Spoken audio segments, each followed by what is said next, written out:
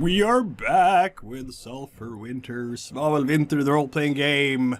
Special episode today. This time.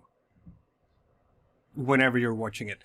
Because most of our happy players here will not be playing the regular characters. Because we have a little sort of side quest, if you like, that will still have enormous implications for the story, of course, so you don't want to miss this. As Captain Malakai goes off gallivanting to try to smuggle some stuff from a mercury mine. With us at present, and there might be people more joining at later times, we'll see. But with us presently, we have Captain Malakai himself. I'm Rook. I am playing Captain Malakai, an agent in the employ of the Queen of Salt and Spray, Vimsica. Indeed. I suppose ahoy! I'm the infamous Rob, and I'll be playing Podesto, in this case, an agent or a thief in the employ of Malakai. Hi, I'm Stephanie. In this special episode, I will be playing Kiastra, who I believe is a smuggling con artist in the employ of Malakai. Yes. I am Harsamina, and in this very special episode, I'll be playing Puzursa de Camora, a privateer in the employ of Captain Malakai. Indeed. And for audiences, know that our show is rated R, so be prepared for horrors that might not be appropriate for younger ears, or Is this because I'm a cannibal? I think there are more reasons than that, but that way The least of which will be my language. exactly. I actually thought maybe we should just go ahead and rate this episode R. But, you know. Because Oh, you're fired. Wait, you get paid? I don't get paid. I'm here out of kindness of my heart. Yeah. Hold on. You guys have a heart? Very small one. Indeed. This takes place a few days after we last left Captain Malakai, because of course Malakai has been busy in town with various things, including trying to do his best to undermine the Admiralty, which has so far gone okay-ish in terms of some intrigues, at least. There's some influence established and so on. Inroads have been made, is what I'm saying. But also because it's going to take a couple of days to basically equip this expedition, you will need a cart, which is not too hard to get. But the beast of burden for the cart might be a different thing, because of course Sulphur Convoy is in Arhem. Everybody's working hard.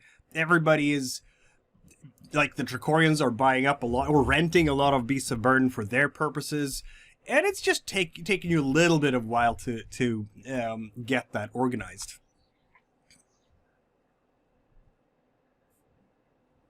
I'm assuming at the Vulgar Unicorn they have a milk cow.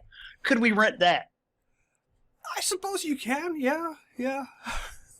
Not the most conventional, but yes, why not? There are farmers who are absolutely willing to part with their animals for the moment to make an extra coin, since business is in town. It's the season for making extra money on everyone who is in for the convoy.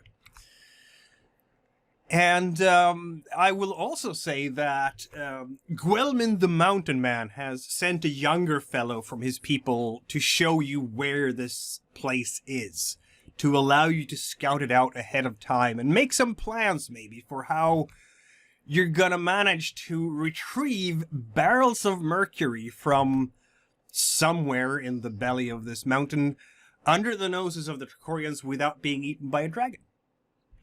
On that note, how hard would it be to procure rope and block and tackle? You have plenty of block and tackle yourself, being a sailor, and you also have plenty of rope yourself, so that's probably the least of your problems. And indeed, if you want to equip the expedition in any other way, feel free to do so now. Anything reasonable, I'm happy that you bring. You have a caravel.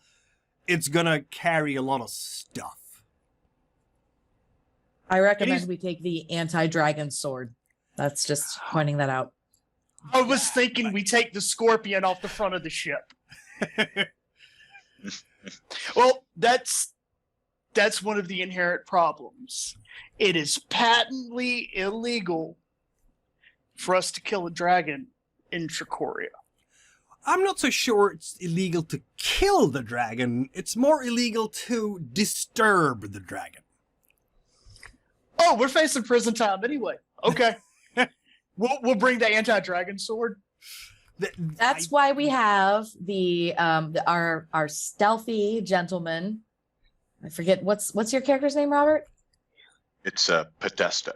Podesto, the stealth master. And I'd say if you want me to sneak in and steal things from a dragon, we're supposed to do a side quest first where we go through some goblin caves and get me a ring that can make me invisible. Okay, check. Then, stealing from the dragon's all on. Otherwise, this might get a little hairy. I can't be invisible, just sneak. Yeah, technically, you don't have a dragon killing sword as far as you know. And Callisto will be able to confirm this, being versed in sorcery as she is. You do have Callisto who can wield spells, which is not bad. You do have the crew here as you are. You do also have the words of the elder Guelman himself, who has hinted at the possibility of entering this place without disturbing the dragon.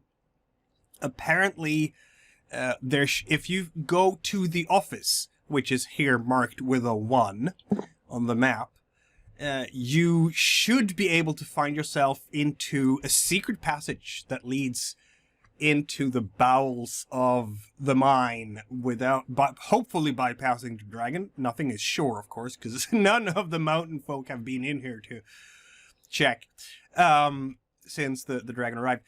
But that's what they're hoping, that it should be possible to bypass the dragon entirely, as long as you remember the secret code words or such, like some kind of words that are important to pass through this secret. Maybe it's a key password, maybe it's a puzzle or a clue or some kind. They're not sure because the person who shared these words died from their injuries of dragonfire shortly afterwards. But the words were, go with heat, go in darkness.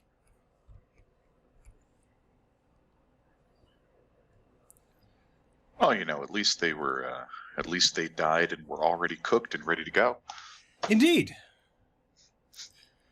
So at least this suggests that you don't have to walk in through the front door, if you will. Though you can try that if you want. This is where the clues end. Malakai at times may be a tad suicidal, but that would make for a very short episode. We assume the front door is this number 2 on the map with the archway? That's correct. Also, number 5 is some kind of bonfire, like a signal fire that the Trachorians can use to alert Arhem in case the dragon has decided to come out and destroy it. And number 4 is the actual Trachorian garrison. All this has been pointed out to you by the mountain folks, of course, who know the area. What is number 3 then? That is some kind of hole in the wall of the mountain from which smoke is coming. Of some kind. Pleasant. Solid. Yeah.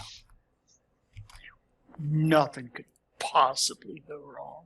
No, I'm sure everyone will make it in and out, no problem at all. You'll be much richer by the end of this, and not even a scrape. No, Captain. This seems like one of your foolproof plans, without a hitch. You're working under the fucking assumption I made a fucking plan. I didn't think past anything past grabbing the fucking rope and blocking tackle. Nah, you're selling yourself short. You thought of the scorpion a minute ago. We give you a couple more beers and you'll be on a roll. Malachi would wave a pipe about, don't need beer, got this. Do we have basic, for the weaponry, do we have like basic flintlock pistols or things like that? No, such weapons don't exist in this world. The Trachorians have invented black powder, but so far nobody has figured out that you could actually put it in a pipe and fire small metal projectors from one end. So the handgun and the cannon have not been invented yet. Right now, the black powder is basically just mining equipment. Like, you fill a barrel of it, you put it where you want it to go boom, and then you light a very sketchy fuse that may or may not last for as many minutes as the maker said it would. Or, if you're really brave, you put the barrel in a catapult or a trebuchet and you fling it very far away, hoping that the fuse will explode at the right time. Can we assume then to have a cutlass or a saber of some sort? Yeah. I believe I have put cutlasses on at least some sheets here. Haven't I? I've got a saber and a battle axe. Yeah, there you go. I got Axe and some bow, saber. Gotcha. which is appropriate. Okay. So it kind of seems like we go up 4, up the ridge there, past 5, take a sniff at 3, on down to 1, through the back door, grab some mercury, sneak our way out, reverse it, and come back down. Easy peasy, done by lunch tomorrow. I like it. It's a good plan. Let's go with it. Now, I'm not 100% sold, but I think 4 was a Trachorian garrison, yeah? That's correct. You would yes. be correct. And we are committing high crimes currently. Yes, you are, Malakai and the entire group are by Malakai's token. They are on the mountain because that's where the mountain folks led you. They will not be taking part in this themselves. They're just showing you there and going, best of luck. Godspeed. Oh, good. We're much closer to the secret hidey hole then. Great, let's go that way. Yeah, straight to 1 then. How far is our NPC little friend going to take us? About that far, yeah. Don't want to be in sight of the actual garrison tower. I'm assuming this is also happening in the evening, so you have the cover of darkness to help you, but if you want to approach during broad daylight, that's up to you. Nighttime's perfectly acceptable.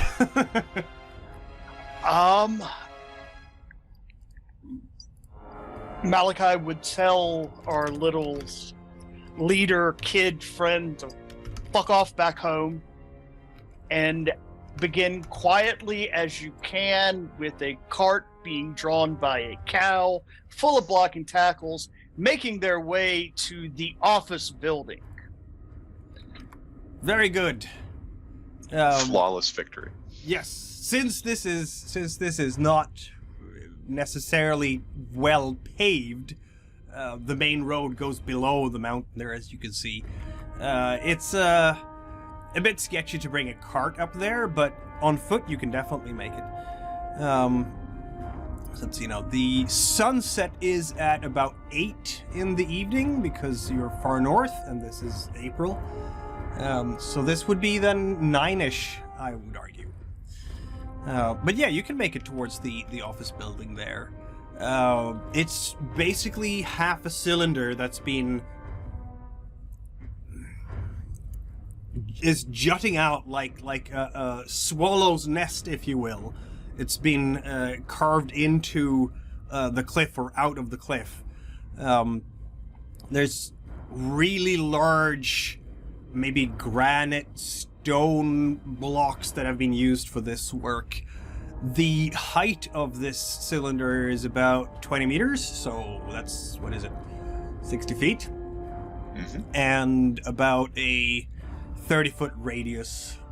There's a very narrow stairwell that goes from the bottom up about, more than halfway up to a door that is on that wall. And there's at least one window up there that you can see. Well, I suppose we're definitely going in darkness. Is anyone in heat? We left the Wolfkin back on the fucking boat. There goes the easy answer. Let's go with heat, not in heat, you fool. Well, I figure they're taking some prophetic license with their prose. They're often not literal. I'm not a learned man, but I was kind of assuming it was saying go with something that produces heat that doesn't produce light.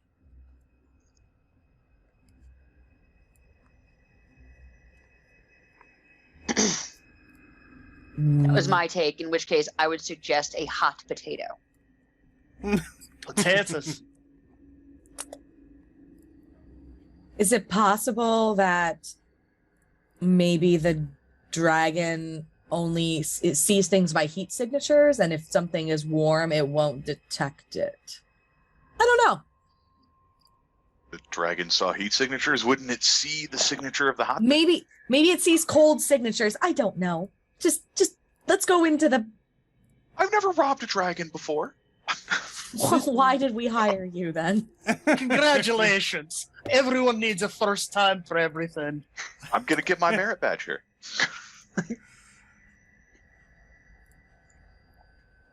That's awesome. Well, We begin carefully transversing towards the tower, Indeed.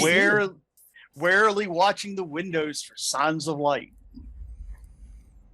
Yeah, not much sign of life or light from those windows. The only light you can see in the darkness, really, is from the garrison on the other side of the valley. They seem largely unconcerned about anyone violating the laws of Trachoria. So as long as you are moving with care, I'm going to allow you to, in fact, get all the way up the stairs without rolling for sneak so far, because I'm a kind-hearted person. And so, there we are, outside the tower. Nothing ever bad happens with minis, so... All right, Podesta, you're up. All right, I suppose I will take a gander at this dear door handle. How Podesta's gonna creep up the stairs, quiet like, and just assuming there's a keyhole. Yeah. You could definitely look for one of those. Dang it! Sorry. So. A keyhole. The as you come up to this place, the door is completely black with soot. Very, very massive. It's locked with a very complicated and intricate lock. You are downright impressed by the work here. There is a window on the wall that you could reach by climbing. It's not too hard to do that. There is enough gaps in the stones as one would ascend.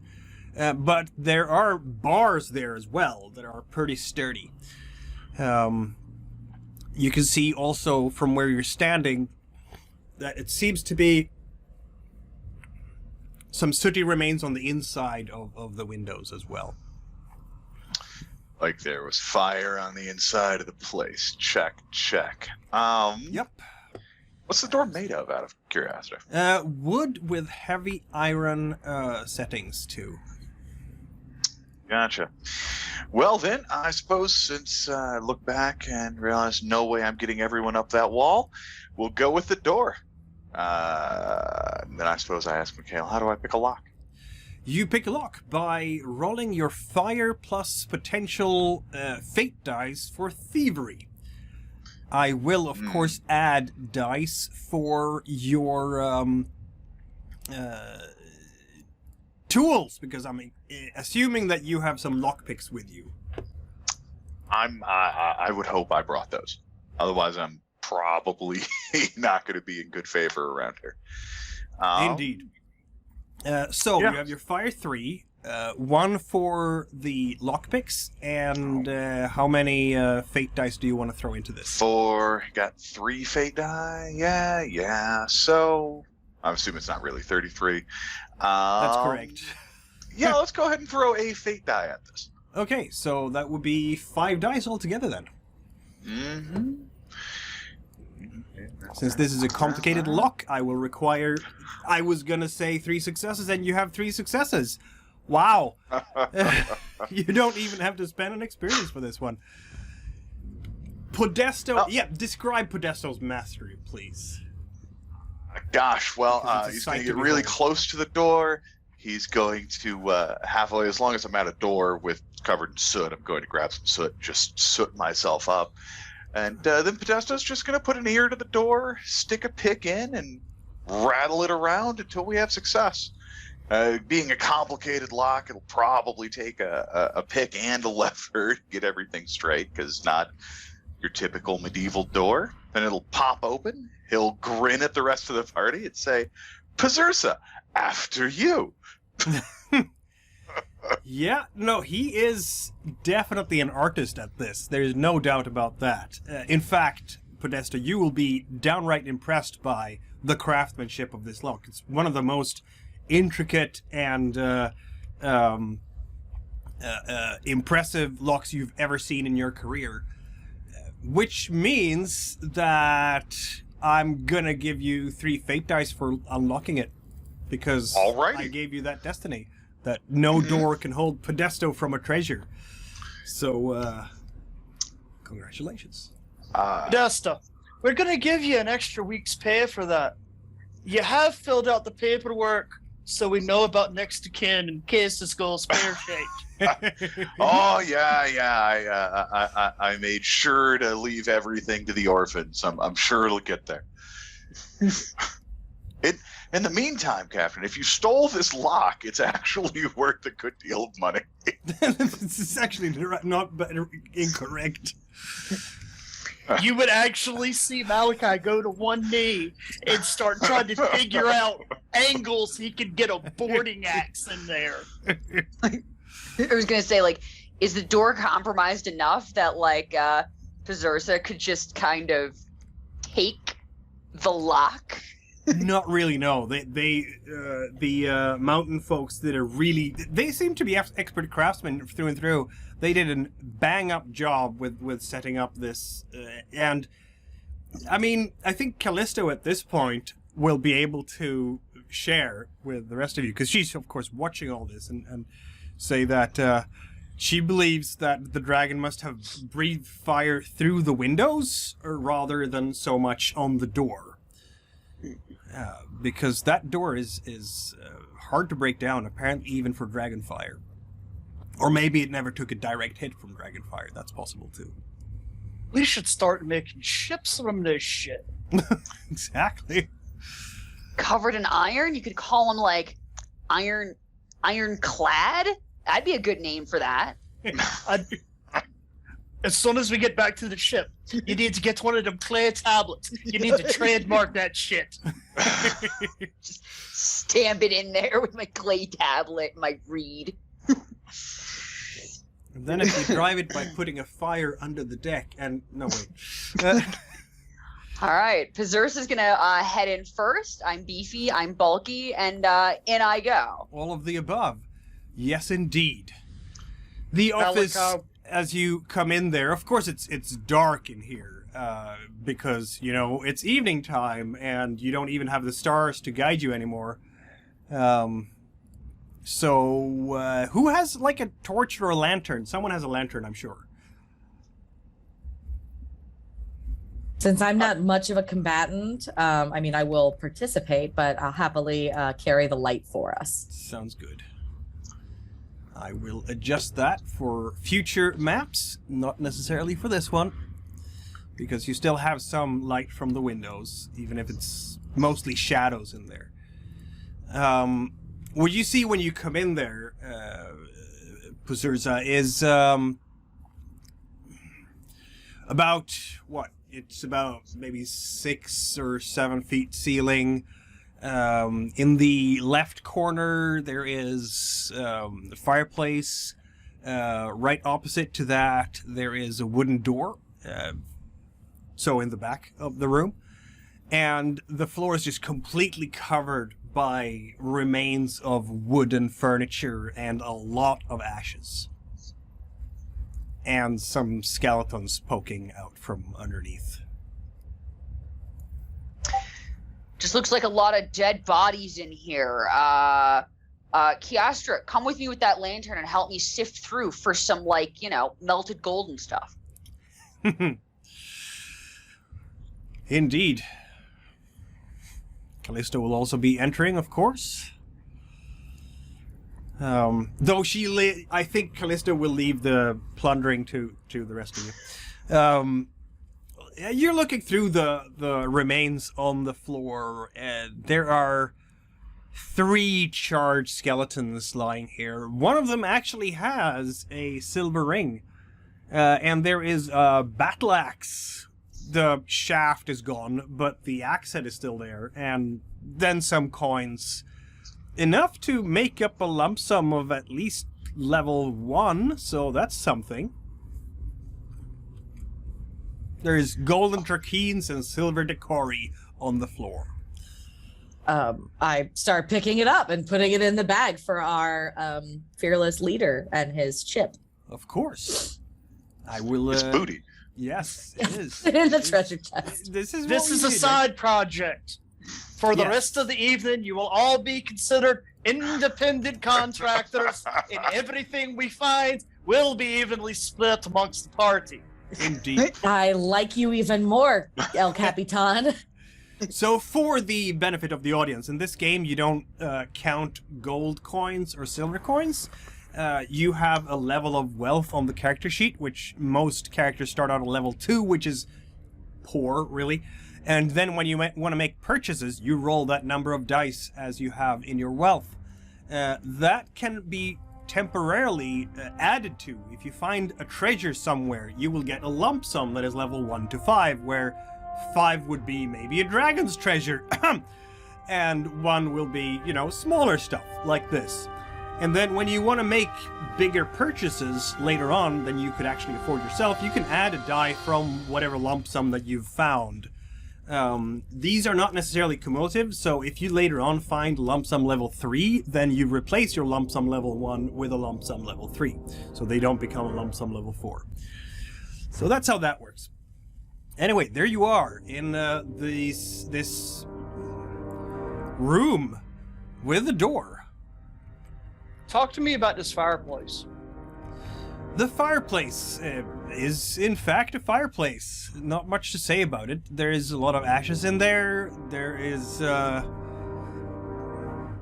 it's been out of functioning for a long, long time. It's cold. That's basically it.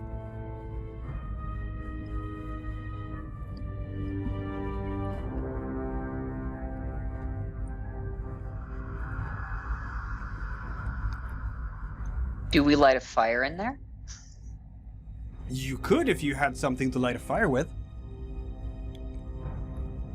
We could burn Everything in here has been burned. Like I'm gonna say there are probably some splinters here and there that might have, against all odds, survived. But Callisto can share with you that this room has been hit by very intensive heat from the window. She's kind of looking over the cracks in the wall because that's how powerful the heat was, that even the stone got cracked. Is there a particular window that she is indicating the attack came from? She would argue that it came from both of the windows here, yeah. The dragon probably went from one to the other, if you will. To make I'm sure getting the very distinct impression the dragon was trying to tell everybody here to fuck right off. Yes. This seems a reasonable conclusion to draw. I think Alright. if we get through this next door, we will have gotten farther than these people, and that's good. Not incorrect, probably. Small steps on the path to victory. I like it. You know the deal with the fucking daughters.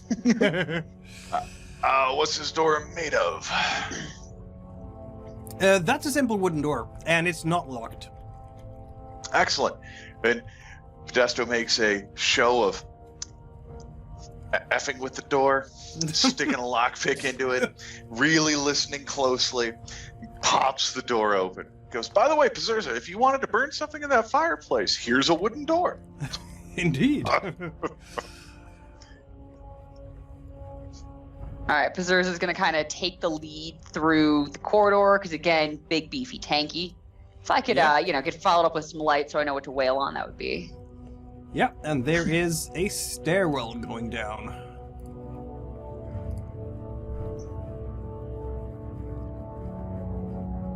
I'm not bad in a fight, so I'll take second place. Then probably the person with the light. Yeah. And as always, mages in the back. Exactly. We have played this before. Well, not this. It's good to have a bow. All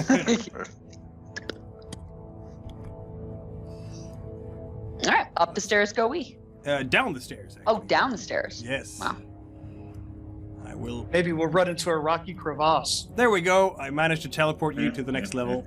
I feel so proud of myself. Rounding this corner. All right. We got a couple of doors ahead of us here. I am All right. assuming. Yes, indeed. I'm assuming the hallways are large enough for us to work around each other. They are fairly cramped, actually. It's like one person width. Yeah. You can work around each other if you squeeze by a bit. It's not that cramped, but yeah. Yeah, I'll just tell everyone to, open up their stance real wide, and I'll just, crotch dive through the party up to the doors. All right. Left Why do to you have right. to make it weird? What? Why? How is that weird? You make everything so weird. Why can't a person crawl between your legs without it being about sex? I didn't say that. It's just weird. Can I listen at the doors to see if there's like anything interesting behind them? You can indeed. Roll a wind check, I guess. Oh God. Somebody want to listen at the doors and see if they can hear anything? Nah, I you're don't doing hear great. so good. I really I'll don't. listen. I'll listen at the door opposite of the one they are listening at. For sure. Okay. I suppose I'll listen at the other door while I'm checking out its locked or unlocked status. It's probably best. Yes.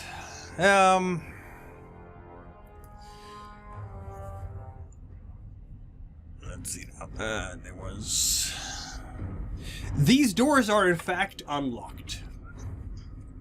Excellent. Pazurza, this one's unlocked. Malakai's door is unlocked, and Malakai hears nothing. And Podesto also hears nothing. Seems fine. Cool. I'm gonna go this way. Starboard. Yes. A large room opens up in front of you. It's longer than it's wide, obviously. Almost like a hallway. Smooth floor, painted walls that show mountain folks at work. In the middle of the room, there's two statues standing. They're made out of metals of some kind, different colored metals. They have the backs against each other, and they're standing like so. The hands up to the ceiling, like they're carrying the ceiling on their shoulders. And on the right wall, there are 6 stone hatches, if you will, on which there's writing saying, "Go with heat to where silver flows like water from your hand." And at the far end, you can see a large oven, in fact, with iron gates. I can mark it. This would be the oven. Go with heat. Go with heat where silver flows like water from your hands. All right. It is a mercury mod. Right. So the flowing silver should be the quicksilver. Yeah. Yes. Correct. But we need I think heat, it wants us. so I think it wants us to stick our head in the oven. I open up the oven door. Right. So, I mean, assuming it has a door, right? yes, it does. Okay. There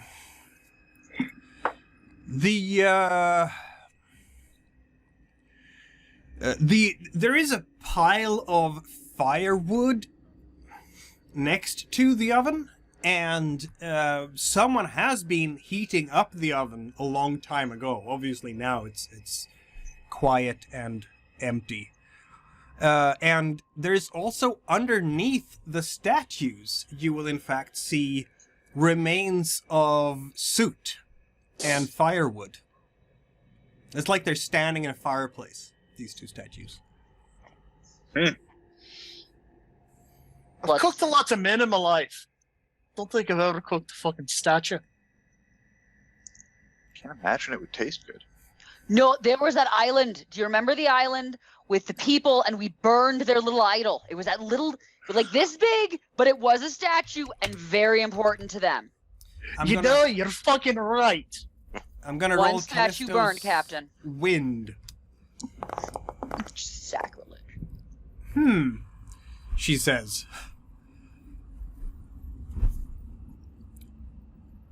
There are scratches on the walls that are looking like curves on the side of the wall where she is. It's like grooves that have been forced into the wall there. From the floor upwards. In a perfect parabellum, if you will.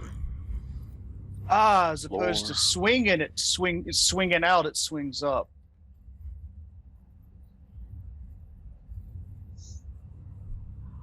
Yeah, it must. Malakai will start grabbing firewood. Mm-hmm. Where do you put it? Clearly under the statues. We have to keep up the time-honored tradition of the crew burning statues. 2 more to the list, Captain.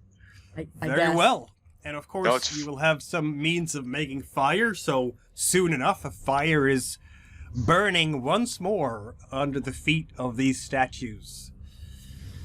It's gonna take a little while, this, as you're We watching have a the pipe fire. to pass around. You do have a pipe to pass around. I'm gonna advance the clock a good half hour or so as you're watching this happening. Indeed, after a little while, you will notice that the coppery figure and the silvery figure, they react differently. One is getting a bit longer, and the other is getting a bit shorter under the heat. And the floor under your feet is starting to tilt more and more go with and the heat. more. All right, so where the floor is lowering itself, like, can we kind of see like a gateway appearing or some kind of... Yes, it will. It's going to take even longer for the gateway to appear, but you can see the sort of roof on the gateway, and like a small crack in the far floor, just underneath the floor. But it's going to take even longer for it to be fully revealed, so you can enter and crawl in there. Can I get down and like blow on the fire? You can. I am a bellows. You are a bellow.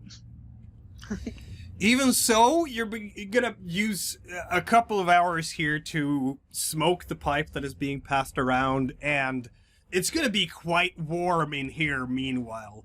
Of course, as this floor tilts more and more, it's gonna be hard for you to actually exit the room, and all of you will be sweaty like almost a sauna before this is over. However, it's not harmful. The heat is not harmful for mere mortals as yourselves.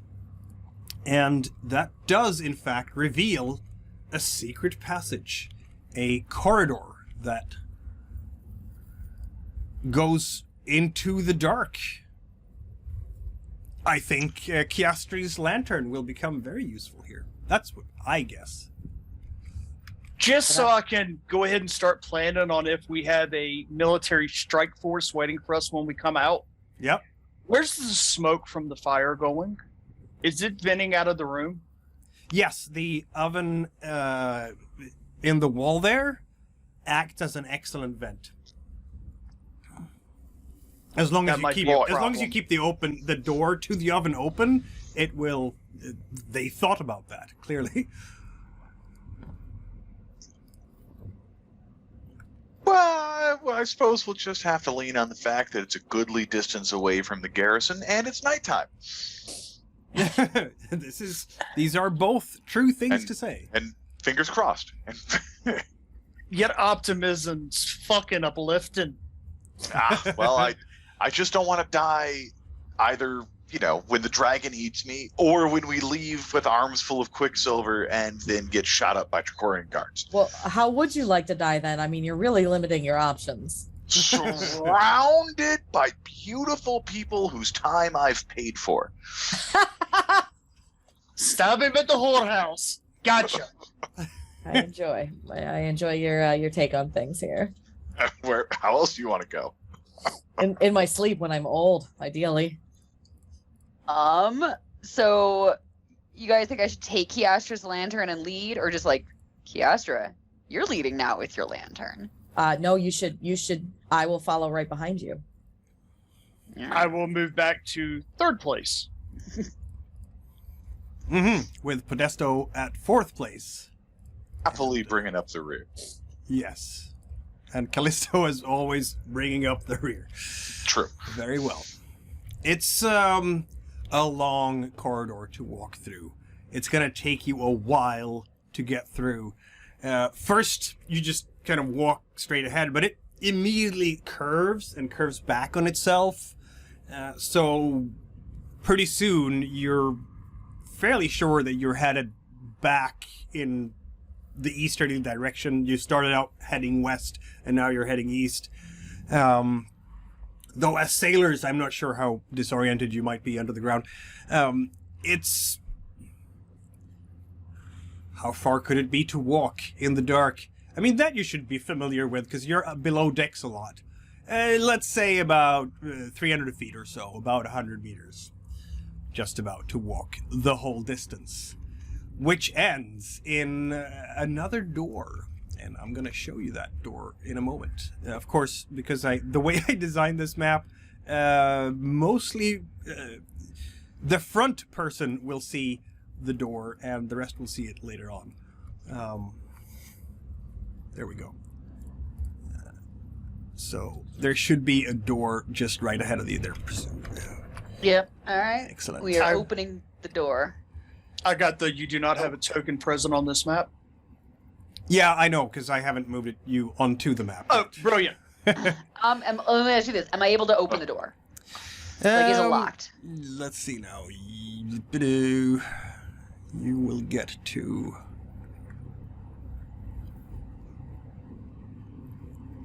Yes, it is, in fact, not locked, so you can open it. All right.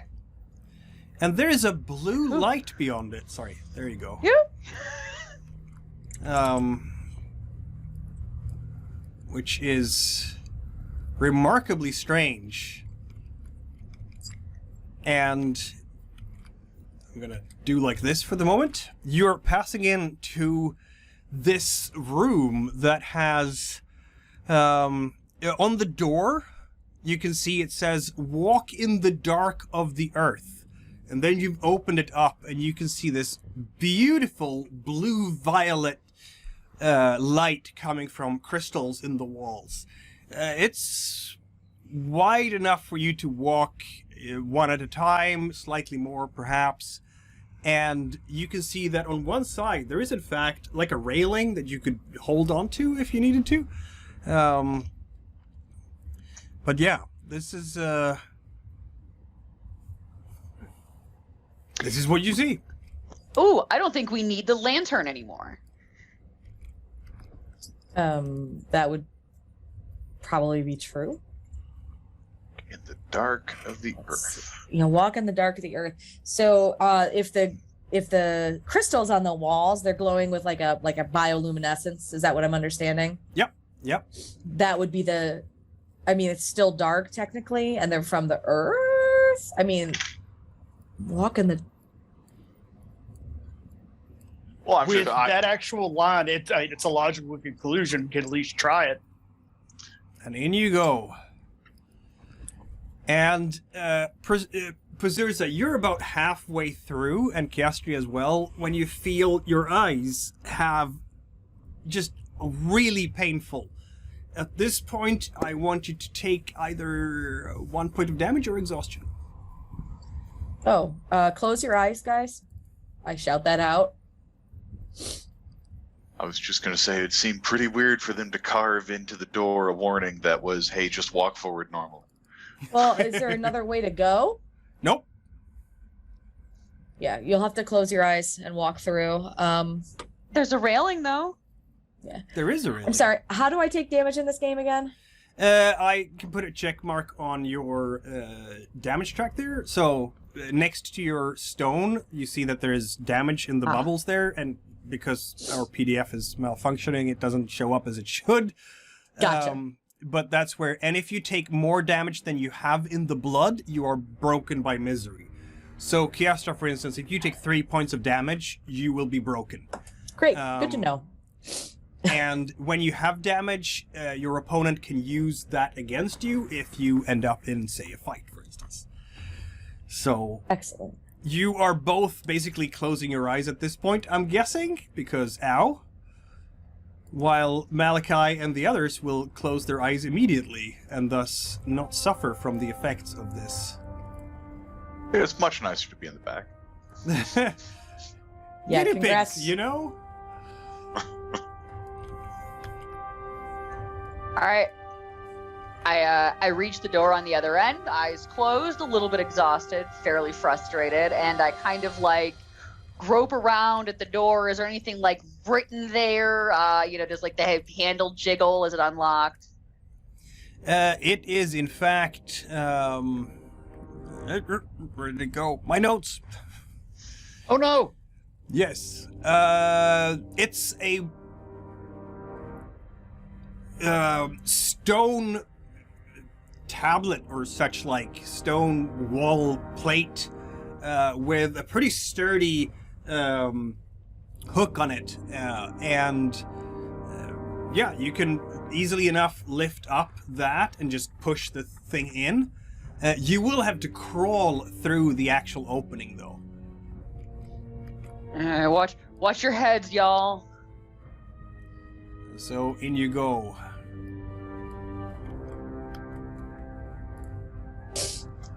Am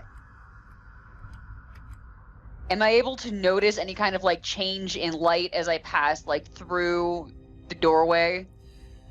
Yes, it's on this side. Everything is dark. There are no such crystals here. Kind of like open my eyes a little, like, oh god, it's terrible. All right, and we have another door. Yes. Plenty of doors. Same sort of thing. Are we locked, unlocked? It is in fact unlocked as well. Lots of unlocked doors around here. Yeah, I'm getting suspicious. Podesto, could you like make sure this door is even like okay to open? Okay, yeah, I can absolutely do that. Will you like check for traps or something? Yeah, absolutely. This door turns out to be more of a white stone, much like the last one. It's 1 meter by 1 meter. Okay. So it's more like a hatch than a door, and it's again it has one of those hatches on. Cool. And, away we go. away we go. You come crawling out of this place, of this door, this hatch. I noticed that Malakai hasn't moved yet. I have a black screen. I have no token. I'm so sorry. I can fix that immediately. For some... Oh, I see why. He just wants to play on hard mode, okay? Yeah. Clearly. He's just groping about in the dark. I can Well, see I that I closed my one good eye. I'm letting the blind eye guide me. Fix it.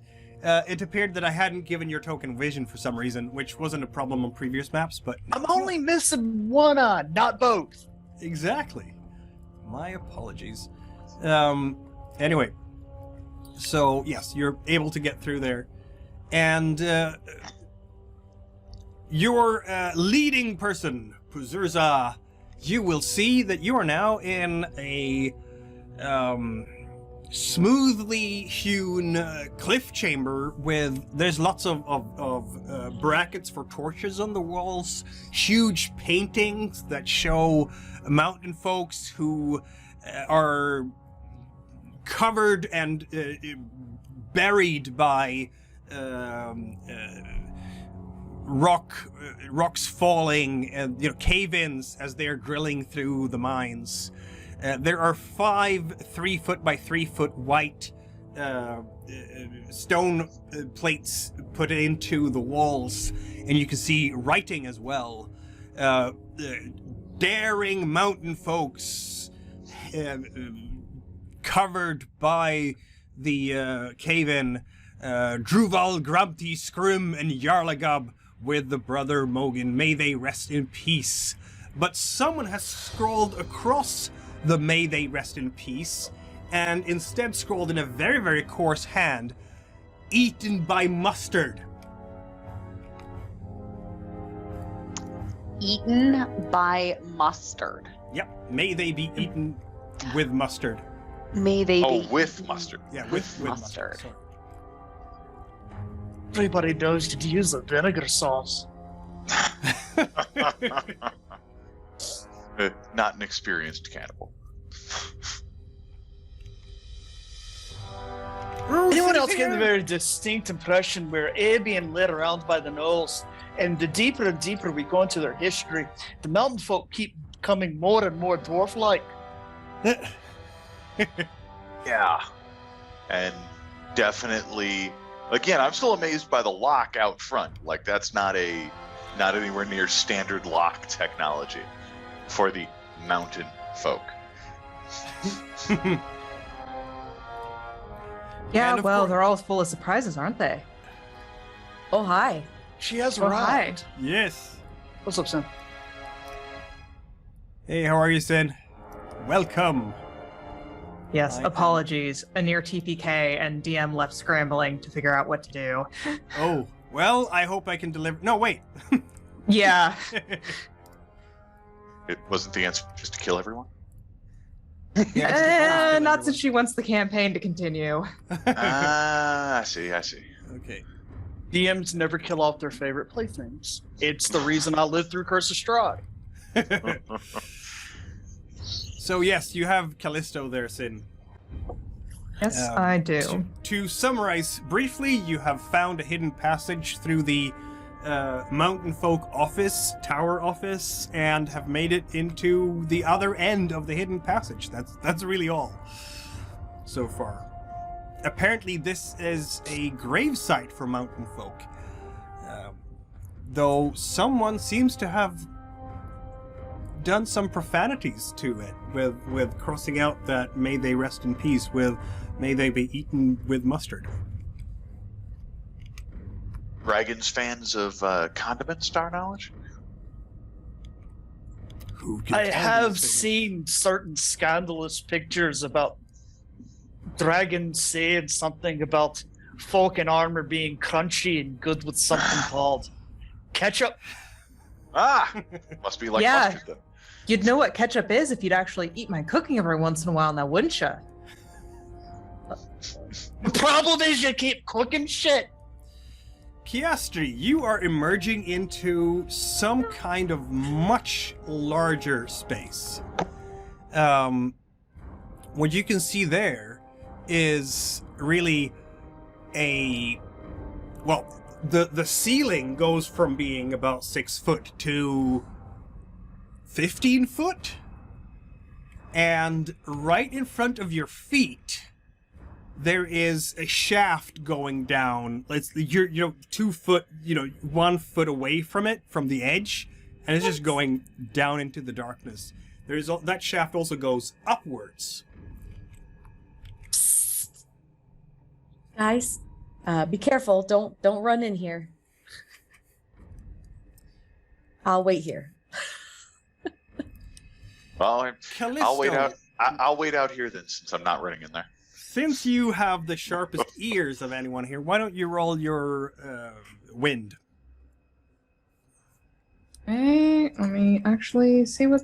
Well, unfortunately, it's blacked out. Yeah, I'm sorry. That's one day I need to fix that. I don't even. I'm gonna guess it's 3 since I've got a Yes. 1. Yes, indeed. That is the one I gave to Callisto. Look at that. You Yikes. will hear voices from some kind of this direction. I unfortunately cannot see Oh, I'm which sorry. direction. I will move that because I realized that you can't see that one. She'll walk up behind Malakai, smack him on the back of the head, and whisper to the others, "Hey, stay quiet. There's someone up over that way," and she'll point in the direction. Did you just fucking hit me with a goddamn ladle? She'll smack him in the stomach with it. Yes, I did. Oh, just fuck you. I'm gonna send you back to the Copper Seas in a barrel with the bedsheet as a fucking sail.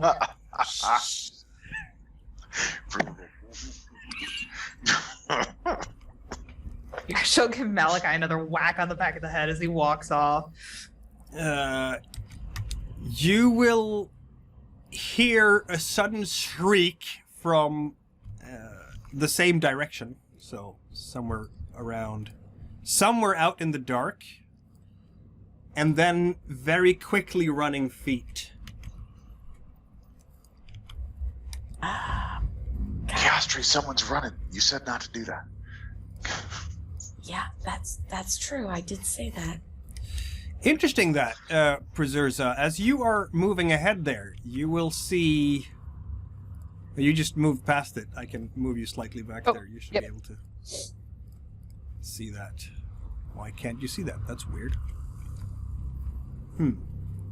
Oh, that's because Piastra isn't close. I'm gonna, in fact... I have very limited vision with my lantern. Yeah, I'm gonna It is increase the vision Piastra. ever so slightly here because I'm a kind-hearted person. Yes.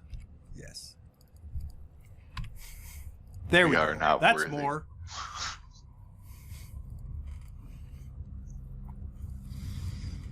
You should probably have it even a bit more than that, or shouldn't you? Yeah, that's a.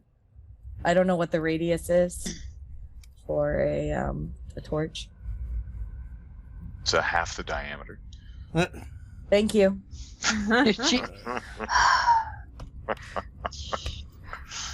There we go. That's slightly Nothing a little pie can't help with. exactly. Okay, there we go. That's slightly less bad. Here we go. Hooray. Everyone can now be inside the radius of the lantern, if you will. Oh, I need to unpause. There we go. Sorry about that. Yeah, there you can see. It's some kind of statue right there. What is that? It's a stone that has been chopped up into something that has feet, I guess, four legs, and a carving showing wings, a very long head. There's some old blood splatter on top of this stone, and a sheep's head that's half rotten. Some coins as well.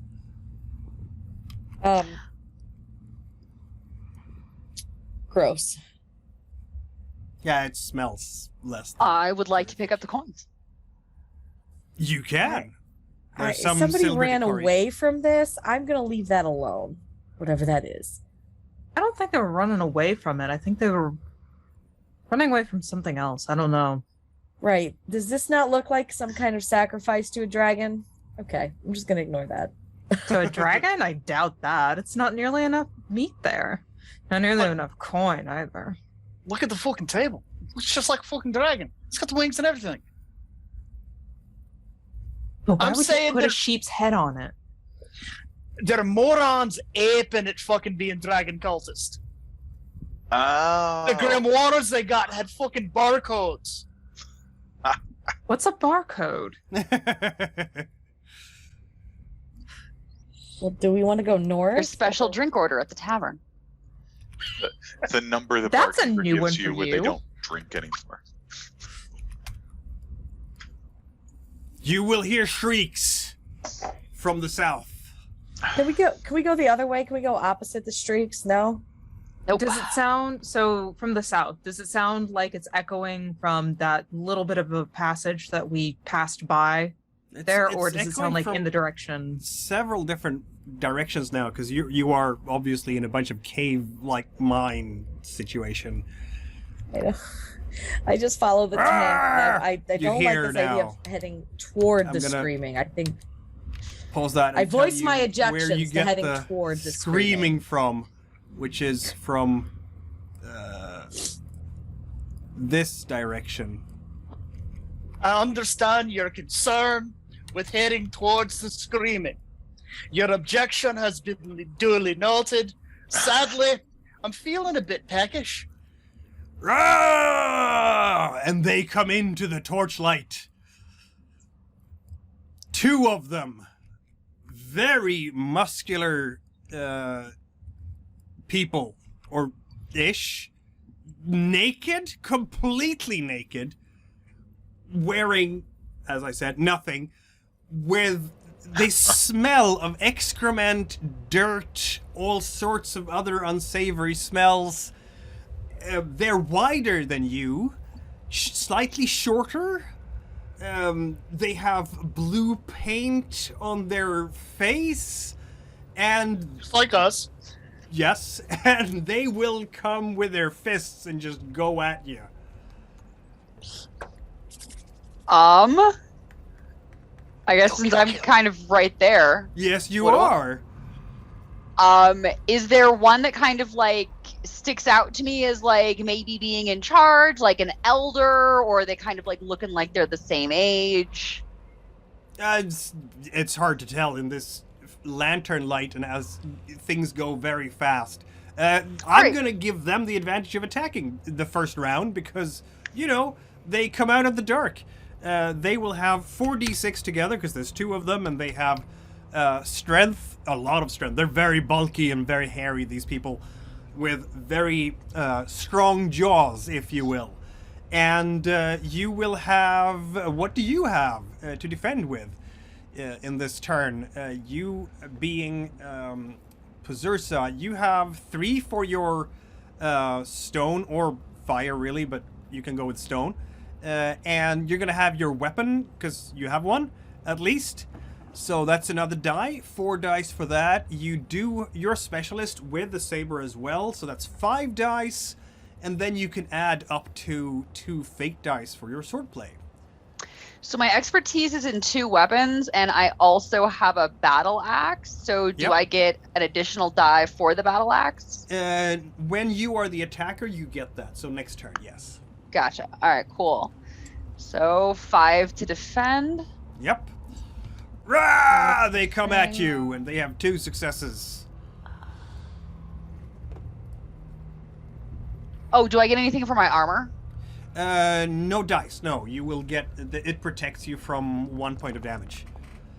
You have 2 successes as well. However, as they are the attackers this turn, they win at a draw. On the other hand, they only do 1 point of damage, and you have light armor, so they do nothing.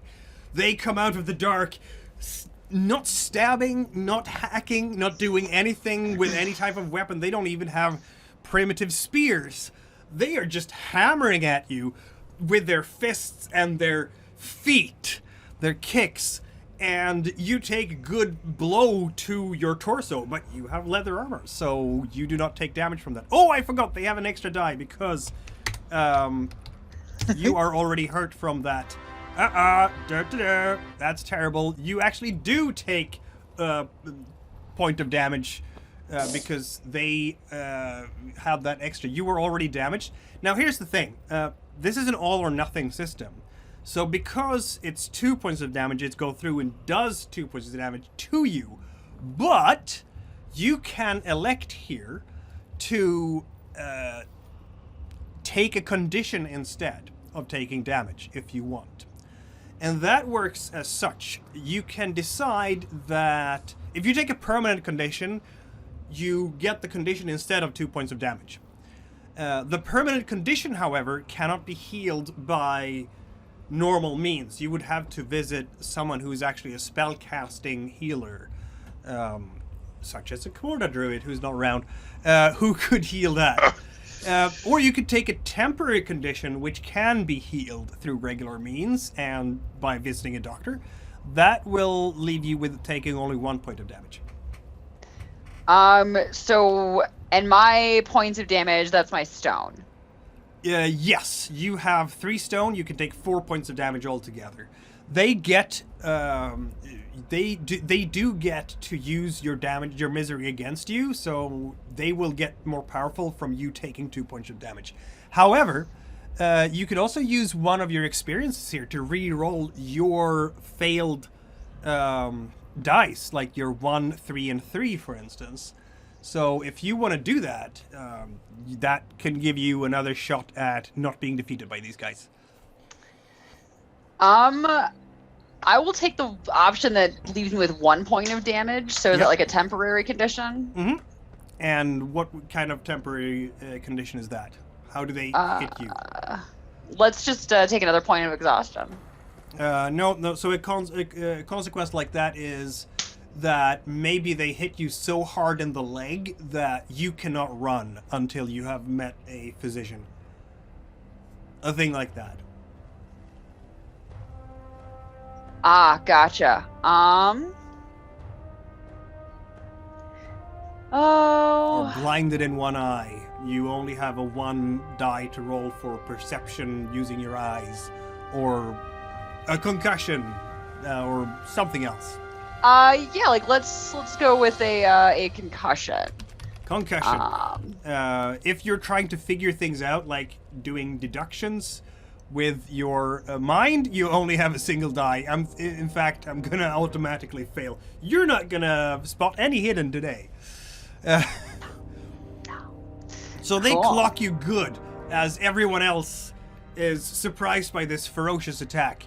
Now it's your turn, everyone. They surprise you out of the dark, but the surprise is over. What does everybody do as they see Pusurza getting absolutely smacked over the face and blood coming from her nose? Callisto is going to try and dominate the bigger of the two. Yeah. Malakai will be charging forward with hunger and thirst. Besto's gonna step backwards out of the light and shoot one with a bow. Very well. And Pusurza will keep fighting, I guess? Pusurza, I guess, is going to kind of try to, I sort of like want to bust out a wrestling move and try to suplex the dude in front of me. Sounds good to me. Like, I want to crush his skull, and if I can, like, crush his skull, that would be killer for me. You are nothing if not lightning fast, Pusurza. This is absolutely true. So because of your fire so high, I'm going to have you go first. You will have your 3 for attack, because, again, stone. 1 for specialist in saber, another for your saber, and another for your 2 weapons this time, because you're now the attackers. So that's 6 dice altogether. You could add up to 2 fate dice to that for 8 if you want. The defender will roll 5 dice, 2 because you're damaged and 3 because of strength. Let's try to like cash in an experience, I guess. And rather than the wrestling, since I'm using my weapons, we'll go with learn some really smooth moves from Malakai's weapon masters. That's when you have actually rolled, and if you fail. So gotcha. right now it's. All right, so let's are you going to roll. spend fate dice or not? Yeah, let's spend a fate die. Let's spend a fate So dice. Okay, so you 7. get 7 dice altogether. And that was my roll for the bad guy. I should mark them when I roll. That's hilarious good. 4 successes, and you get A chance to use an experience. 2 successes. Now is the time to spend one of those experiences. Learn some smooth moves from your weapon master, right? Yeah, so then So- I re-roll how many? As many as you like. 1, 2, 3, 4, 5. I could recommend.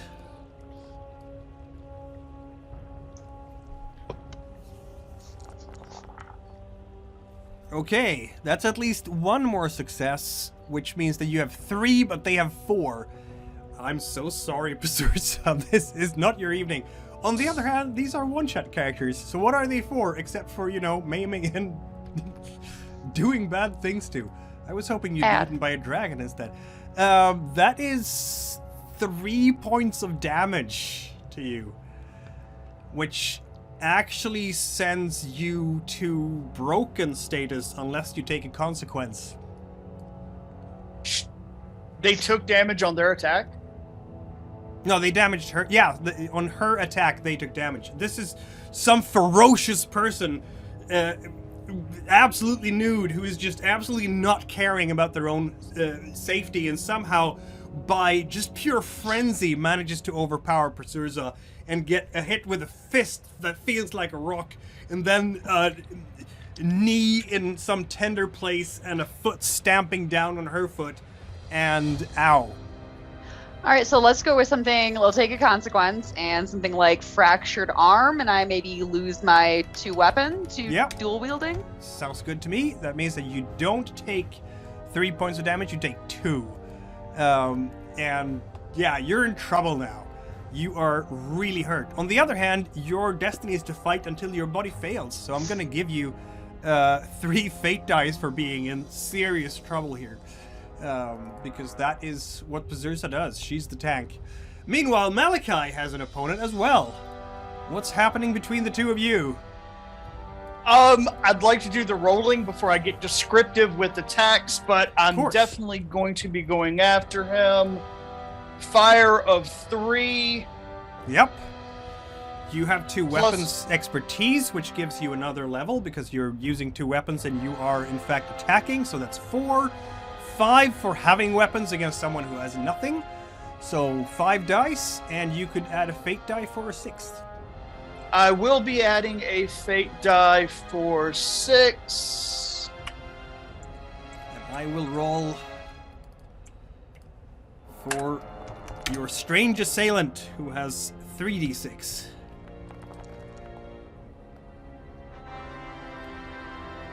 I You keep have hearing 3 great successes, dice. and they have When- 2.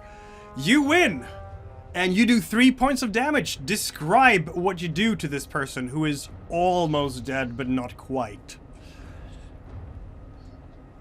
Malakai steps forward, swinging the boarding axe into the back of his knee, driving down, and performs a draw cut across the center of his chest. I yield the rest of my time to the floor. He looks shocked and awed. Next time you attack this person, you have +3 dice because that's how hurt he is. Callisto, you were doing a thing, or Podesto, in fact, I believe is next because you have Fire 3. So go ahead and shoot. I suppose in this system, can I wait until after Callisto attempts to dominate someone? Yes, you can. All right. I'd prefer to just wait and cede the floor to the wizard.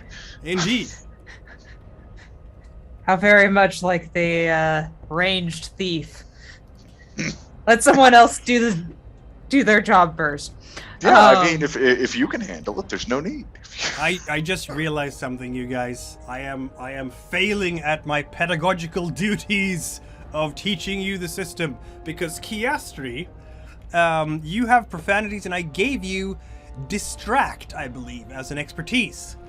Of course, you are fire 1, so you go last. So it will be helpful because you can stun your enemies. I'm fire 2. Yeah. So, okay, there we go. Anyway, Callisto, go ahead and dominate someone. All right, just to confirm, it's my wind plus my mentalism level, right? Yep. So All right. you roll your fate dice for the mentalism level, indeed. Callista got the evil eye.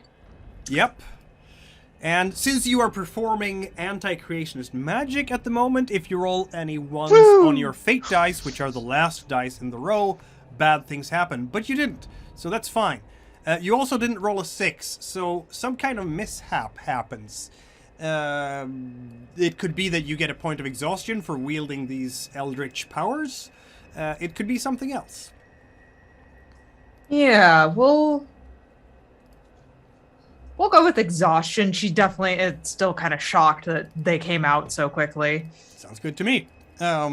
So this is power level 2.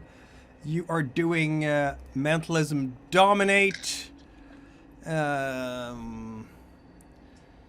Yeah, you will be. It's enough for one specific action.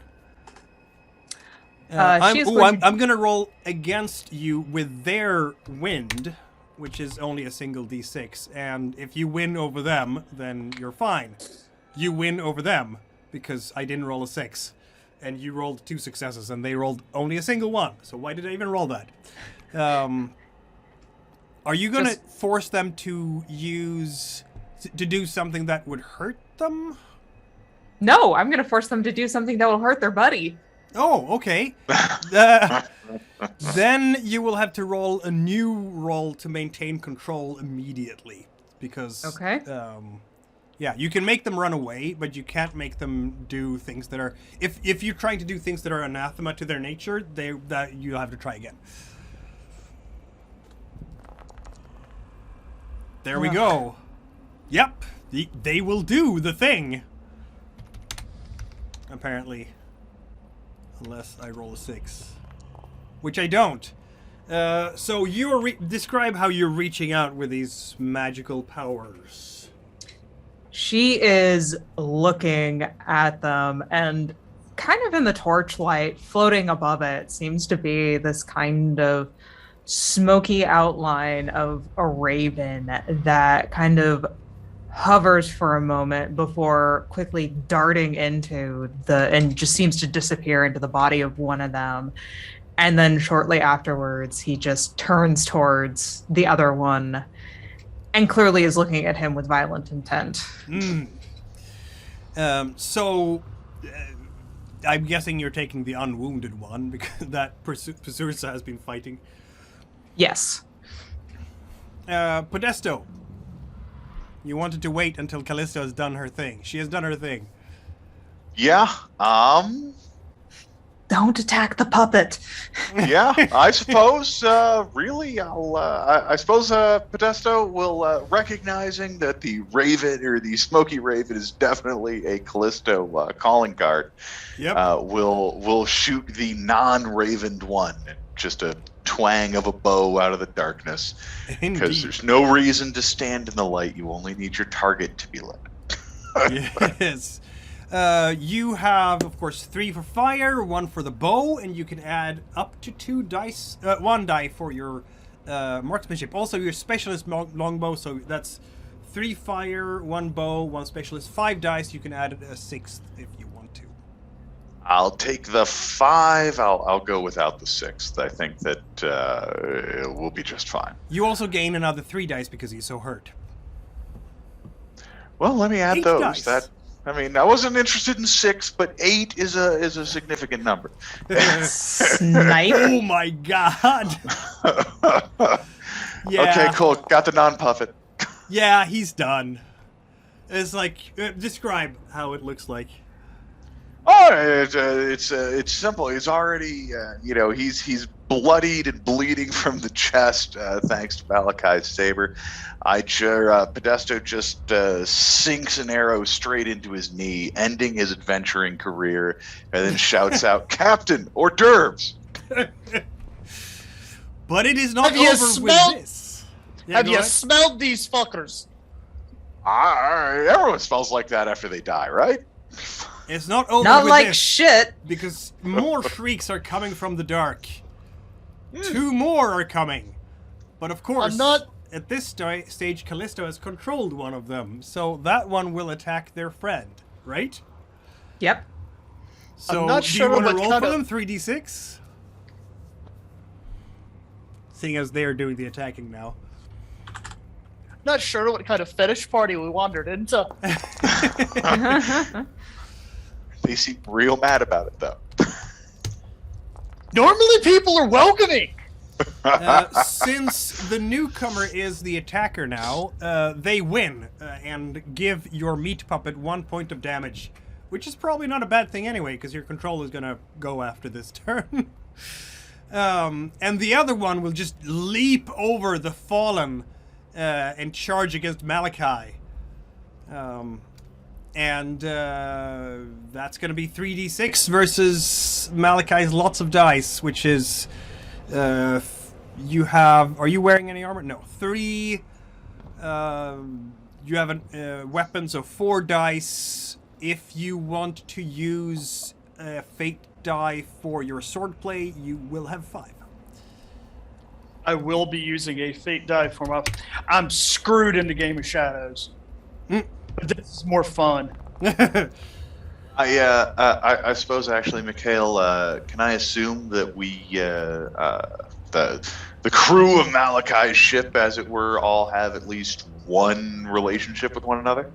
Yeah, that makes sense. If you want to give Malakai more dice. Yeah, it sounds like the captain is short, so I'll spot him one. I'm at 5d6 Yep, versus how many successes did you get on your run? 3. I'm sorry. I would greatly appreciate that. Thank you. I will spot you a fate 4, die, Cap. 5, 6. Yeah, 6 dice for you altogether. That's an amazing roll, which is exactly what you needed right now. 1, 2, 3, 4, 5. Ow! 3 points of damage. Again, describe as this naked hooligan, butt naked, with everything hanging out, screams. I am assuming he's running at me for some type of grapple in the Yep. very poor but very common bear hug position. Yes. You would see the boarding axe swing up from the right to the left, the cutlass swing up from the left to the right, severing tendons in both arms as he rushes forward. Screams as blood splatters across the walls. That was It's not your day, you fucker. Indeed. Pazursa, you can do things too. You could reach the guy who just attacked Malakai. Can I? Okay. I haven't been able to go yet in this combat. That's right. Okay. Oh, Just I'm making sure. sorry, Kiastra. You haven't. Yeah, I'm sorry. Go ahead. No, that's okay. I want to use my distract on one of them that's become available now. Yep. I don't know what this does. It stuns one of them for a turn. You erupt forth with a vile, venomous diatribe of Anglo-Saxon explicatives that is just so horrible it stuns the man on his feet. Yep. Since he can't understand me, I assume he's just taken aback by my general demeanor and righteousness. Yes. You roll, in fact, 3 water plus at least 1 fate die. How much do you have in your profanities? You have 2, so you could add 2 fate dice to that. You have 3 to start with. I'll just roll 1. Yep. So 4 then. 4 dice altogether. Versus your enemy's water, which unsurprisingly is 1. 4d6. But I rolled a 6! Of course you did. I'm on a roll tonight. You rolled a 6 too. And you're attacking. And you're attacking, so you win. So, yes. Just because you can't understand me doesn't mean that you don't understand me, okay?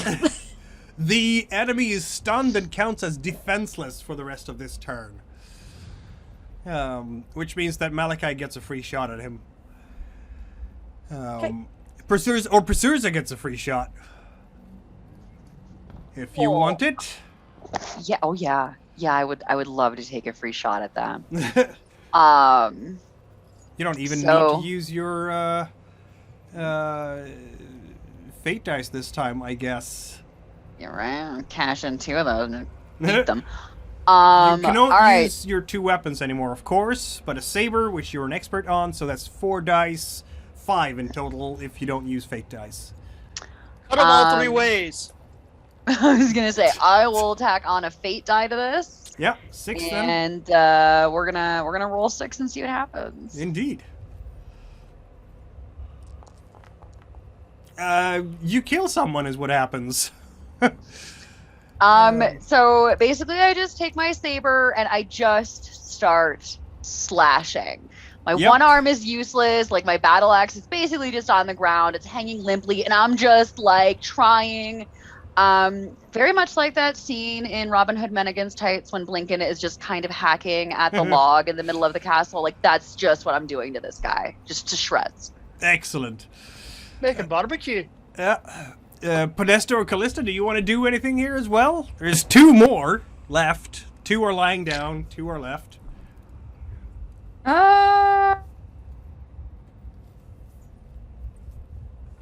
I'll happily shoot one first, and then you can make a decision if you'd prefer.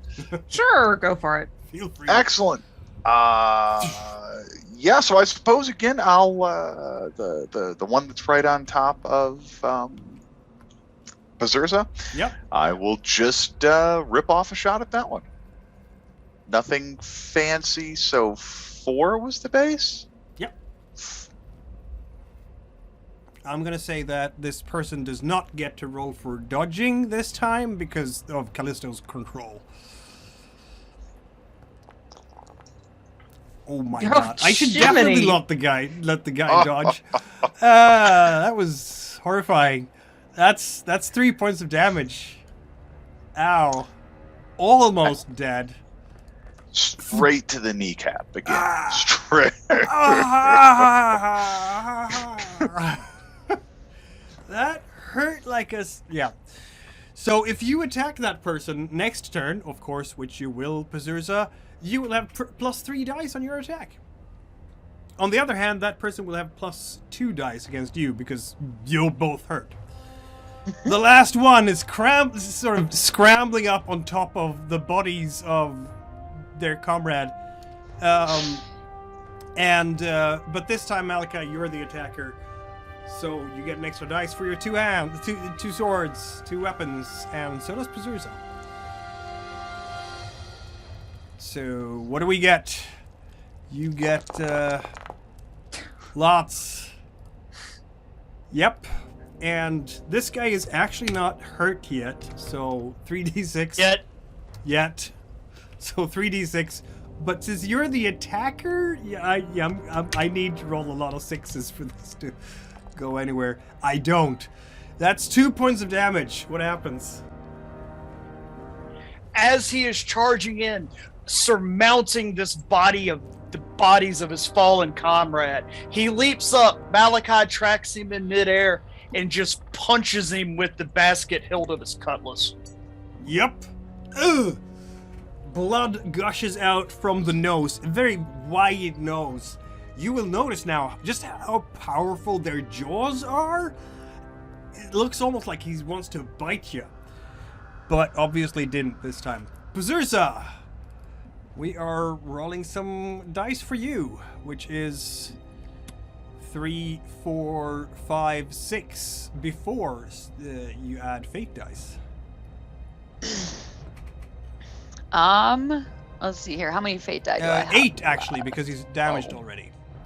No, 9. I don't think you need 'em. 9 because he's damaged already. You might as well roll him and see if you can kill him. Yep. All 9? Yep. Yeah. I mean, think he'll the 9 defend is himself, without- but The 9, I think, is without fate dice.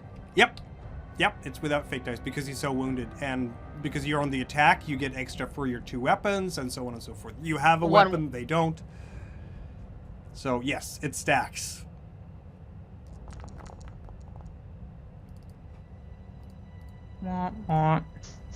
That was a 2? terrible roll. That was a terrible roll. You have 3 points of misery altogether, so I get 66 on the roll, which is also not terribly impressive. It's 2 successes. You have 2 successes, but they have a 6. Do you want to use another experience there, perhaps? Oh yeah, I'd like to keep living. Yeah. Let's see here. I'm going to dig real deep because you know what? I'm going down, but I want to go down swimming. So I'm going to do what I've done since the beginning, and I'm just going to try to impress the crap out of Malakai. Yes. So I'm going to cash in the I've impressed Malakai. Yes, indeed. So you get to reroll 1, 2, 3, 4, 5, 6, 7 dice.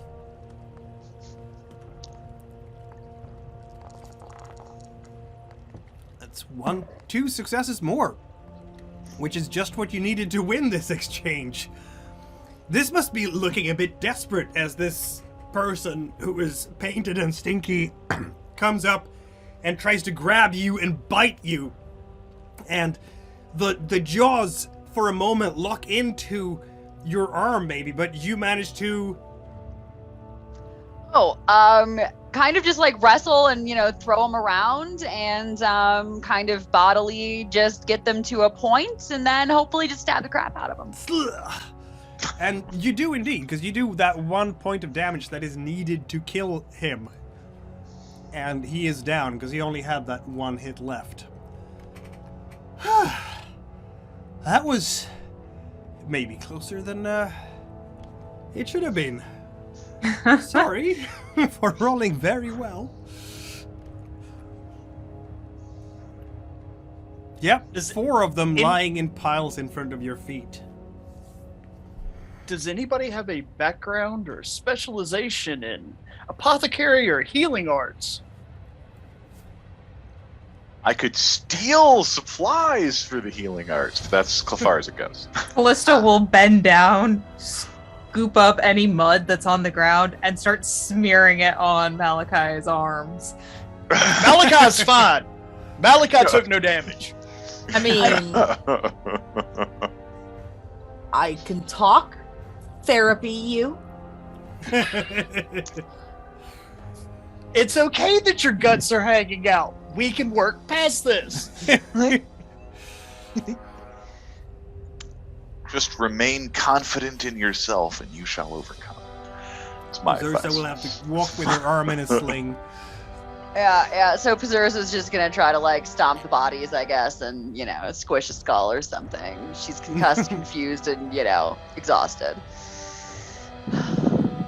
Hey, come here. And Callisto will at least work to bind it to her chest so it's not, in the way.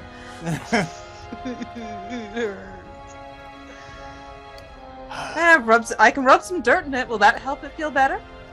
Darling, that ain't fucking dirt. Not what's on them, which is why we're not eating them. I'm a bit hungry. I'm just not that fucking hungry. That was a very rude invitation. If they wanted us to get into whatever the fuck they're into. Yeah, they are not entirely human looking. Maybe they're halfkin of some sort. The ridges over their eyes are very, very big. Their head is sort of sloping a bit, and their jawline is massive. Think gorilla size almost. No protruding fangs or tusks, though. No tusks, no. Just very sturdy teeth. Looks like you could crush walnuts with those teeth.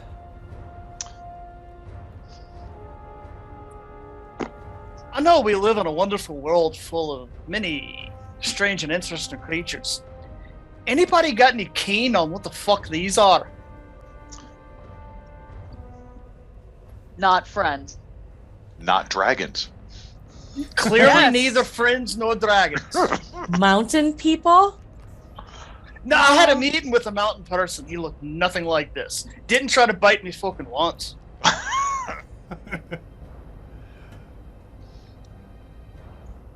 Who cares? They want to attack us. We kill them first before they kill us. No, I'm fully aware of how the fucking circle of life. On occasion, I like to know why somebody is trying to kill me. You keep hitting me with a fucking ladle. I know exactly why that's fucking happening. Yes, because nothing would run without me. Fair. Can we get back to stealing shit from a fucking dragon? Then quit bitching about the things trying to kill us. I ain't bitching. I'm putting forward honest, intriguing questions. I'm thinking that she is doing the right thing. Perzuza will reach down and scoop up a handful of shit, and she has now stolen shit from what she thinks is a dragon. That concussion. I got no wind. Mission I'm more completed. Checking the confused. box. Malakai, you told us this was supposed to be a mine. Does this That's look exactly- like a fucking mine to you? No, it doesn't. I'm wondering about that myself. Clearly looks like some weird sex dungeon. This is a sex dungeon? You are awkward. There- I've been places, I've seen things. They're naked and covered in shit. They are naked. This is true. Coincidentally, And covered in shit. all four of these bulky figures are male. Yep. Look like weightlifters.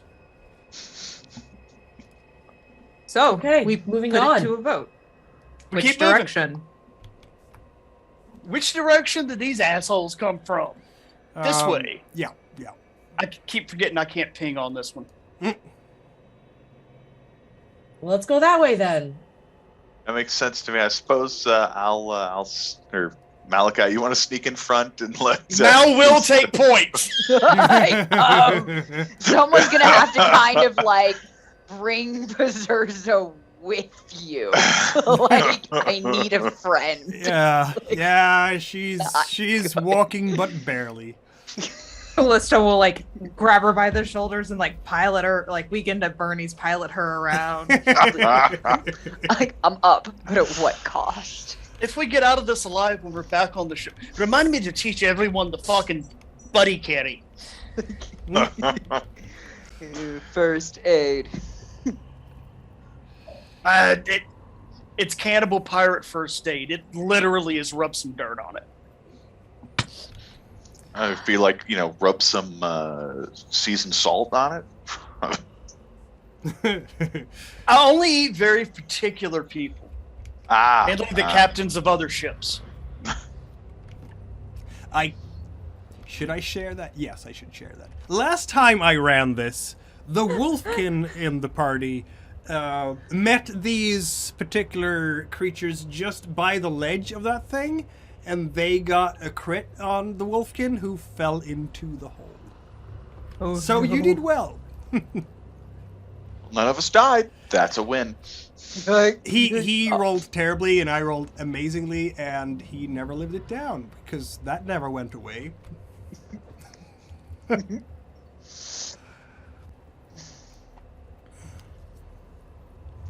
I'm guessing we haven't seen any other markings on any of the walls as we've been walking through. Not really, no. Occasional phrases that generally contain keys to not getting hurt in the next room, but that's fine. No such keys, no. Is there a recipe developing? We've got mustard, is it thyme, rosemary. Not yet, no. Parson Okay. Sage, Rosemary, Tom. I was gonna say, like, it's like a harrowing rendition of Scarborough Fair. Yeah, feel free to advance if you want to. I've advanced as far as I can. There's There you darkness before me. Yes, there's darkness before I'm you. following, sir. I'm right behind you, Malakai. Way behind you. Is the smell of poop getting stronger? Yes, it is. Aye, Podesta. This requires a sneaky touch. Go out there and find where that fucking foul smell's fucking coming from. Okay. Yeah. All right. Podesto, I suppose, gets basically, slides back out of the torchlight and gets down on all fours and starts, crawling in the darkness to see which way the shit smell's coming from. To the left of you. Did the lad just crawl off on his hands and knees? Yes. Pile of Josh shanking his way through the cave. Like, did you see that ledge back there? I don't want to walk off a ledge in the darkness. So yeah, Podesto. You just want to go And tumbling now head you first. put your hands into something horrible. You don't know All right. what it is. It's sticky. I it's crawl back stinky. to the torch. I crawl. Now what's on my hands? What's on my hands? Dirt and excrement, and some little piece of like an animal bone that doesn't. Oh, now it come off. Yeah, now it came off. Captain, I've found There the are- source of the shit smell. There are writings on the wall here. Scrawling. Are they I in should shit? say. Yes. There are also lots of ugly kind of stick figures and small words like Gruka sucks toes, Ikko eats shit, and Gruka has no louse. Oh yes, the poetry of graffiti on the bathroom stalls. Yep. I think we just found a shit goblin sex manual. Why is it always about? You have a weird Hold- sex life. Hold on, for a good time, call. Well, thinking that the bathroom has clearly been found, Berserker's going to drop trow and take care of nature. Okay. In that particular corner, it won't make any difference. I found the bathroom. All right, so which direction now then? I don't know. Do we want to hug the giant? I don't know if this is a giant hole or just a wallway to our right, a little bit out of the torchlight, or do we want to cut back towards the giant pile of shit? Well, they're covered in shit, so they must be near that. So if we're trying to find them, they must be near the shit. Mm-hmm. Inescapable conclusions. Right. Unassailable logic. Wait for the torch to proceed forward into the ship.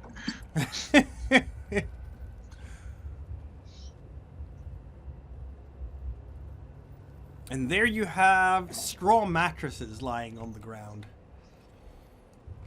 They stink pretty horribly too. Have they been shitting where they eat? Seriously, who does that? Is there anything of like, I'm assuming not, of value in the sleeping area here? A pile of dirty clothes, yeah. But they had clothes? Yeah, they had like fur, it looks like fuzzered leather jackets and pants. And Ooh. other fur type, like bison fur types of clothes. The fuzzard jacket and pants are actually like fuzzards are pretty decent, right? They are, but They're also stinky. really pricey. Also really stinky. In I this mean, but we can clean this. case. We are faced with a true fucking dilemma. There's something of value on the floor before us, but it seems to be covered in shit. Well, I think in this case, Berserk is going to step forward because one of her things is that she can't. Oh, I want to stop stealing, but I can't. So I'm just going to scoop up the shit-covered stuff. Very That's well. the bane. You That's get a a fake compulsion. die. Or fate die. Yes, because now you all stink. Hey, they can't find us by finding the one non-stinky section of the cave. Oh, All right, looks like we can head south or we can head west. What do y'all think? west? Let's do west. West is my inclination. Yeah. Probably No. Find the bathroom. Yeah, that was bad. Oh, there's my handprint. That's why So- you're not the Squish. helmsman. This is why they teach you don't touch your face, okay? Just don't touch your face. Exactly. And people say we live like fucking savages aboard a ship. At least we don't have a shit room. Over the No, railing. we just do it off the back of the fucking boat like civilized people. Right.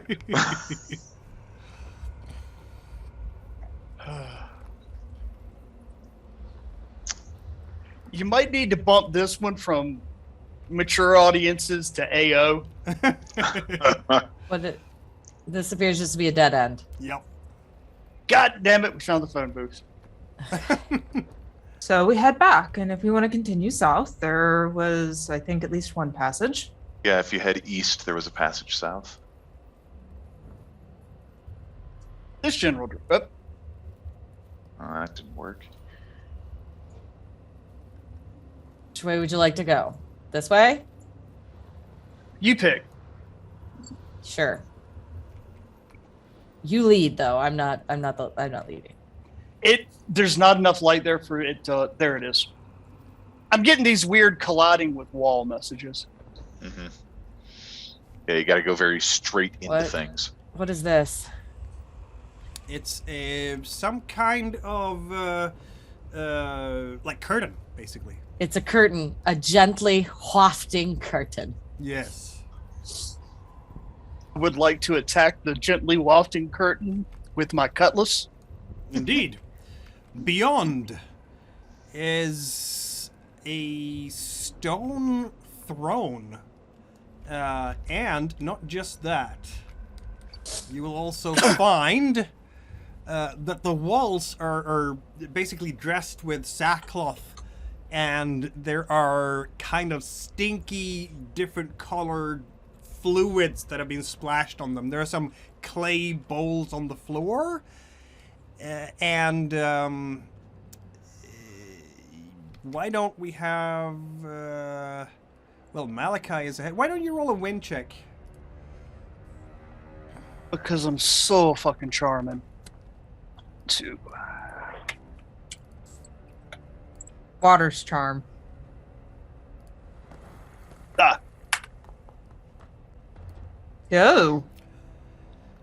There is, That's- you can see, in fact, a foot behind the stone throne, the stone throne. Someone is trying Is to it s- hide behind it.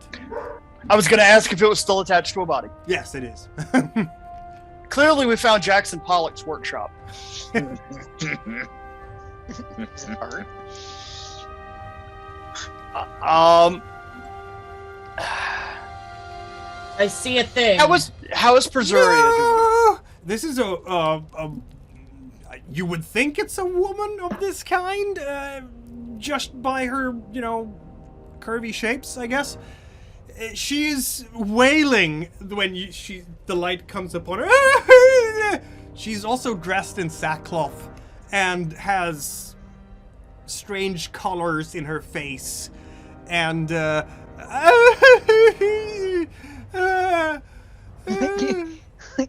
Who's our social person? Make this better. Yeah. Alright, Kiastra, we got 2 options. You either talk to her and get her to quit fucking wailing, or I'm gonna cut her fucking throat. Well, I try to speak calmingly to her in a soothing voice. I don't do that. I have command and profanities. Like, I don't soothe. Okay, I don't soothe. Swear at her Send your till character she's out. sheet. I just try to speak to her in a soothing fashion. or roll 3d6 if you don't want to use your profanities. I mean, the goal is not to have her cry, not to make her cry more. There you go. Hey. That works really well. She will, in fact, stop crying and believe that you are not here to kill her instantly. There, just leave her alone. Unless you want Wide-eyed, she looks and at take you. her home, just leave her alone.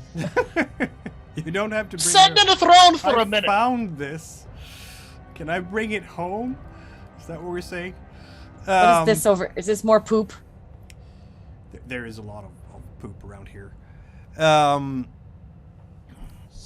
There are pictures on the walls of the very, very bright colors of eyes and weapons and what you assume is dragons.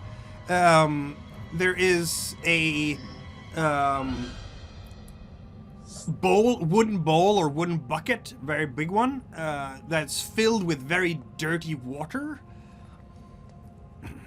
And the pelts that you can find here are also stinky, horribly stinky. But are there any that are worth anything? No. Gross.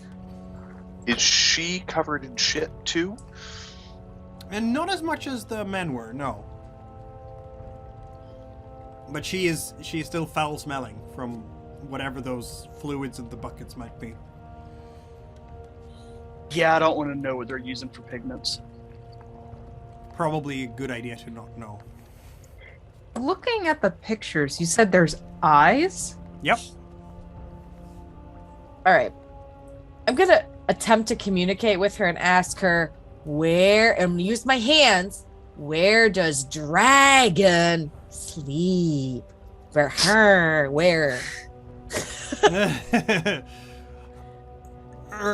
Like you're pointing towards the picture and asking. She will look at you and point upwards, like out to the rest of the cave behind you and up towards the ceiling. And then she does this. Let me look at my camera. Oh, they worship it. Okay, great. Yeah, she's doing the worshipping, bowing down. I get down to the ground and I assume it's just dirt and like crap down there on the ground. Yep. I make a little hole, like down the hole, in the hole, up in the hole, up. Oh, okay. She will take some of those strange fluids from the dirty water and then try to splash it on you guys. Well, okay, maybe the dragon won't attack us if we smell like shit, I guess. I say thank you. Okay, whatever. Malakai would toss her a coin. For your Witcher. Okay. They seem to think that the dragon is up. We came down from up. There was no dragon. Well, remember when we came in, there was that big hole and there was down into the darkness, but there was also up into the nothingness. We couldn't see far enough up on the big hole, like when you first enter. And we did descend through that kind of secret statue melting passage, so maybe it's up if you came through a more normal entrance. Yeah, I'm gonna go over here and check out these. I don't probably want to know what those are, but I'm gonna go check it out anyway. Yeah, stinky stuff. Stinky stuff. Okay. Well, What's... Sorry.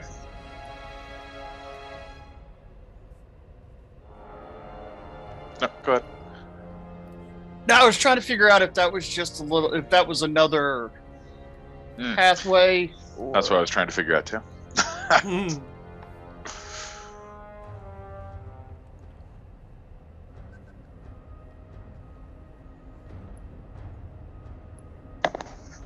We try to bring her with us. No. why? That's just begging for trouble. Very quickly, no. Okay, well, let's go check out this lair, and I think we should be really quiet. Well, again, we're not really looking for a dragon, right? We're Well, looking what about- for wait, Quicksilver. Mercury. Wait, what about over here, guys? What about over here? What about? Did we? Oh shit! It's a dead end. Damn it! All right, around we go. This is promising. Wait, what's this over here? There's like a. Oh Is this my a god! stairwell? Yes, it is a stairwell. That is the shaft. You can that goes right down and right up, and there is a stairwell circulating around the edge of this. The diameter of that hole must be at least 15 feet, and there is chains hanging down from up above. over that shaft. All right, well, let's come back to that.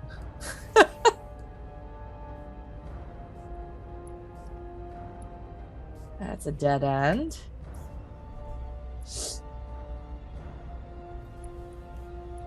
That's another dead end.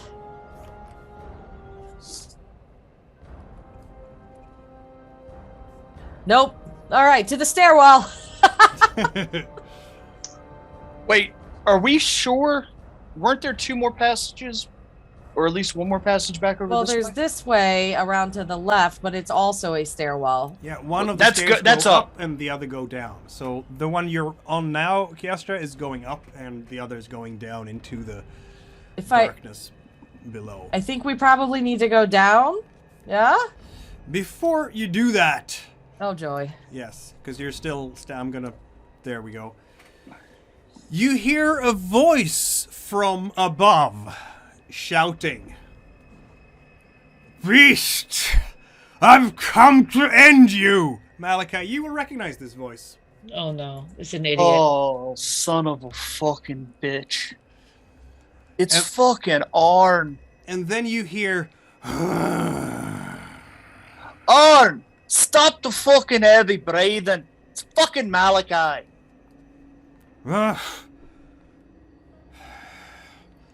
"Not now, Captain. I am going." Oof! You can hear a swing up there. "I'm getting you now, beast." Well, we don't need to concern ourselves with the dragon. That is currently being handled, and I'm assuming it is going very well in hand. Sounds like gonna- a great time to find the mercury and run. He's gonna wake up the dragon, and we're okay. I'm just glad that my optimism finally caught on with the captain. He is already upstairs engaged in mortal combat with the beast, it seems. Did he call you Crapton? Half of his mouth is melted shut. It leads to some poor pronunciations. Dude's been hit with dragon fire once. Half of his fucking face is melted. He was on the boat ride over. Fantastic, sir. Up or down, folks. Up or down. Down. Gotta be down, right? Yeah, up would be towards the thing. Yeah, she said it was up. The dragon was up. We go down, and also the idiot's up. So I wouldn't call him an idiot. He's just otherwisely motivated. Things that we would consider suicidal. Otherwisely motivated is a lovely way of putting it, I have to say.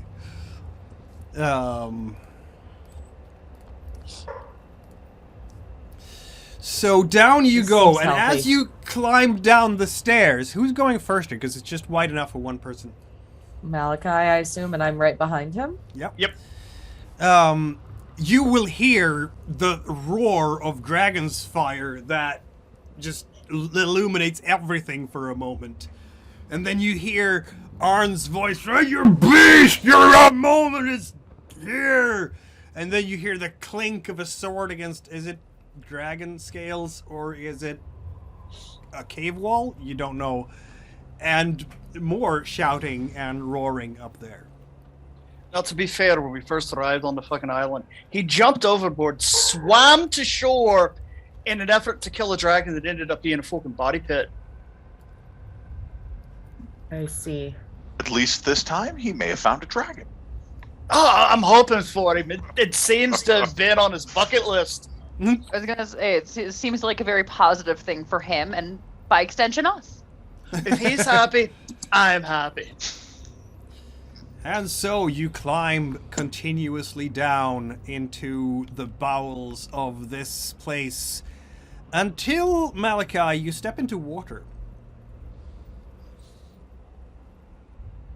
I stepped on something wet. I'm hoping, I'm praying, it's just water. I see. Well, have you tried looking down yet? I see wet. I'm not gonna ask her to lower the fucking torch any, because then they'd just get further wet, and that'd just be rude for me as captain. The water actually helps your light a little bit here, Kiastri, so I'm gonna increase the radius considerably. Thank you. You just feel bad for how little we can fucking see. There we go. Yeah. Oh, look at that line of sight. It reflects the surface of the water, reflects the...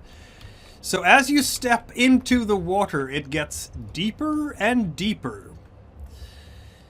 But just go- not beyond your waistline as you get the shaft beyond, like the stairwell, you can see under the water it continues down, but you can step off the ledge and wade through the water. It's about a foot and a half deep right here. On the good nose front, folks, we have now efficiently washed all the shit off of our fucking shoes. Well, that's nice. As you continue, Oh, jeez. you think it's gonna be that easy? Yes. I mean, it'd Our be tank- nice. Our tank almost got brained in the first fight. Yep. So much. I mean, she did get brained a little. She's drooling over there. Just gonna roll a thing because I can. Because he Interesting.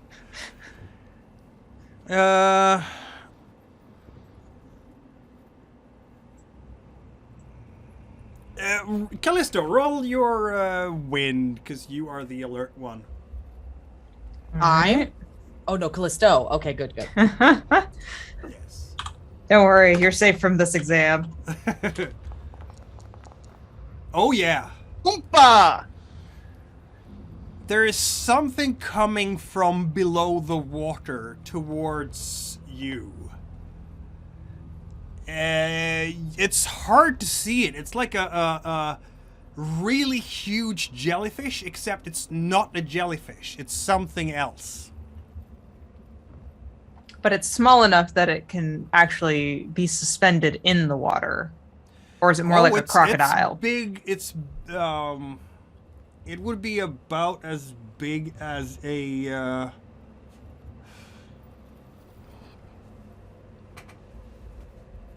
I'm grasping for a similar. Yeah. Let's That's okay. ask the pointed question. Is it Cthulhu? It's not a Cthulhu. No. It would be about as big as. A whale? A No, shark? not a whale. A I'm manta gonna ray. say like a Squid. combat trained horse or a giant squid, something like that. Yeah. Giant Oh. squid. So we are kind of having to tread a little here from time to time with the variance in the floor. Then the water's that deep. Okay. Yep. She then- is going to point it out to the group and immediately. Are those walls there, or is that a drop off that we're seeing there? The black. Where the ledge is, that stone that's kind of at the edge. No, that's just rock wall. Okay, she will start swimming that way, pointing out the thing in the water that's swimming towards the group. Yeah. We should definitely pull back away from the giant drowny hole. I will roll an attack roll. You feel something scraping against your leg there, Kiastri. This thing behaves almost like a giant jellyfish. A tendril, like a filament, strikes out and hits you in the leg. Roll your stone, Like a rolling stone. which is 2. You're talking to Kiastra, right? Kiastri, yes. It's okay. Everywhere else it's RA, and it just keeps getting changed, so I don't know. It's fine. So Kiastri, yes.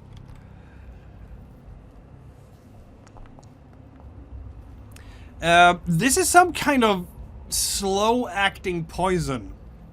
Right. But since you succeed with your stone check there, you are not affected by it more than the once. So exhaustion or damage?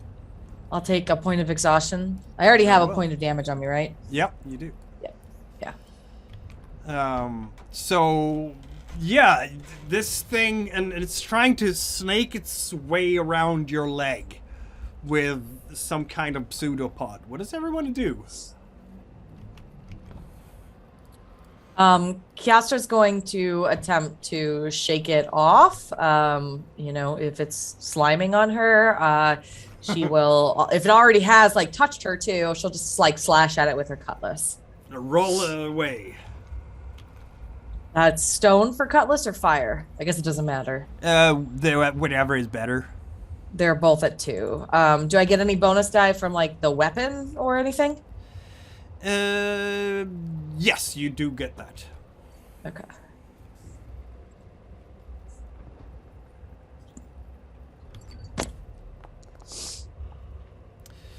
So you chop away with your saber through the water, splash, splash.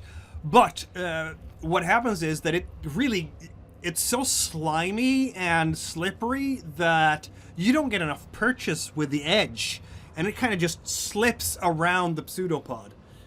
And you don't actually harm it. Anyone else want to take a stab at this thing?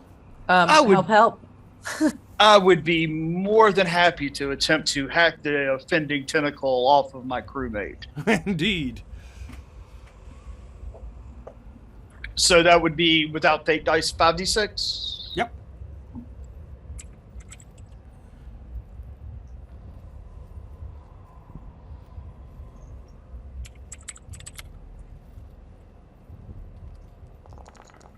Oh my god! 666. Fucking Wow. metal.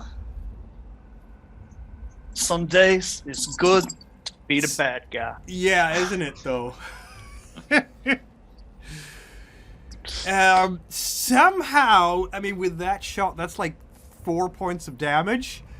With that shot, you can not just chop off that pseudopod, you will probably lunge into the center of the thing with your saber or axe. I do a split line attack. I bring the boarding axe down right by Kiestri to remove the offending pseudopod and then lunge with the cutlass at the main bulk of the... I'm still not clear what this is. I'm still not clear on what this is. Insert name here. Insert name here, exactly. Yeah, because you've never seen anything like this. This is not a jellyfish. It doesn't have like a bell with a bunch of tentacles hanging down from. It's more like it's just an amorphous blob of a bell with pseudopods going out from it every once in a while. It is a Lovecraftian monster. I guess Okay. it is. Why don't we roll a terror roll for this thing as you see it clearly? I'm going to roll 3 dice, 3d6, and everybody else rolls wind, and if you roll less, you take a point of fear.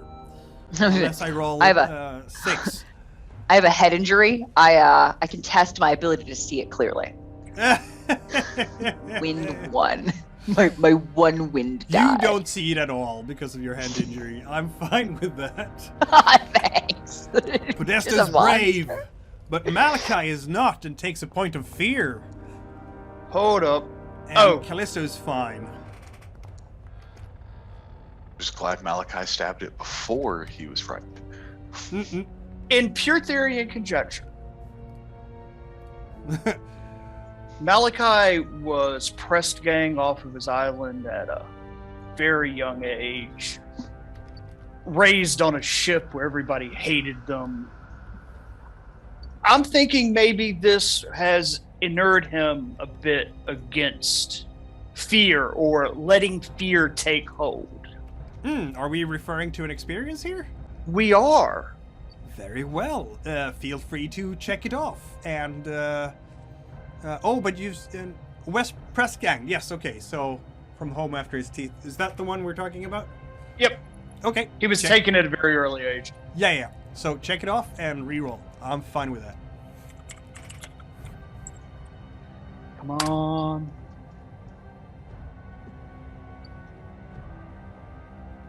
I got a 6. You did indeed. You are fine.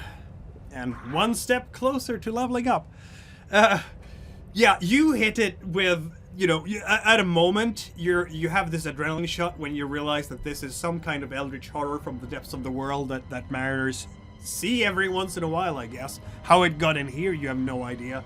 And then just do that thing, and you cleave it in two, and two blobs just kind of float away from you, ending the threat, because that was an epic freaking roll. Okay. What exactly the fuck have we walked into here? Weird sex dungeon that has eldritch entities and a giant hole in the fucking basement. Why is it always a sex It gets dungeon with you? deeper over there, Kiestri. At some point, you're almost like completely submerged. So Oh no, Not I won't friends. go up past my waist area. So Yeah. I come back over here. Exactly how much did you say we're getting paid for this, Malakai? Isn't that a good 50 question? gold, 50 gold per barrel. But I was actually hoping to use the experience to give us a bit of leverage in okay. dealing with those druids that went missing. My apologies, folks. I have realized that for some reason I didn't put a door there that should be there. Right where Pasuza stands, there is in fact a door that's very murky and rotted through by all the humidity.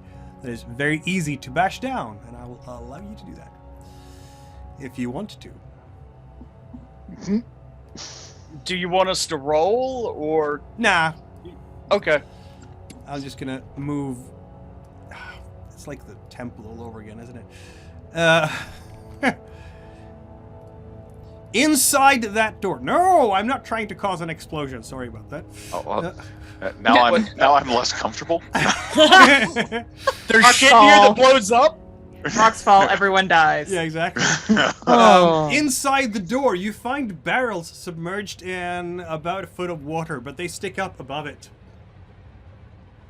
Can we check the barrels and see if it's filled with mercury, please, It's God? filled with mercury. Oh my You God! found the treasure. Now we have to drag these upstairs. Yup. How many are there? Oh my God! One, I mean, two, three, four. I There's a wouldn't lot. really think you could drag them. They'd probably start leaking after a while. There were a lot of stairs. They are heavy too. They are ridiculously heavy.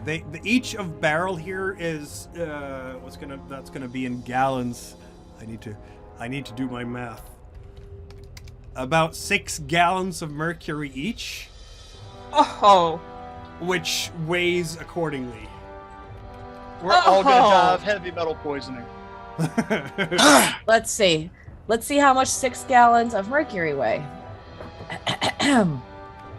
Yeah, you could really use a person who hasn't broken her arm now. It's like 676-ish pounds. Yeah. yeah. Mercury's very dense. Mm-hmm. A gallon is almost 3 liters. So, yeah. It's heavy. I might have miscalculated a bit there. 25. 6 imperial gallons would be 369 kilograms. Yeah, that sounds about right. They're 25-liter barrels, so Yeah, 813 pounds. that's So saith this aquacalc. indeed. So rolling on the bottom is fine. Finding chains and some kind of hoisting mechanism is even better. But that seems There were to chains be- from up. Yeah, there were chains from above. And we brought block and tackle. And You rope. did. Now you just need to, hold them. Clearly Imperials, Rob. Clearly.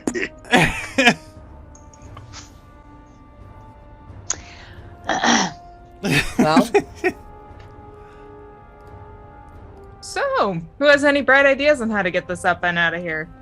Not me. Block and tackle, just like that one time we had the portage, the Reaver's daughter over that small sandbar.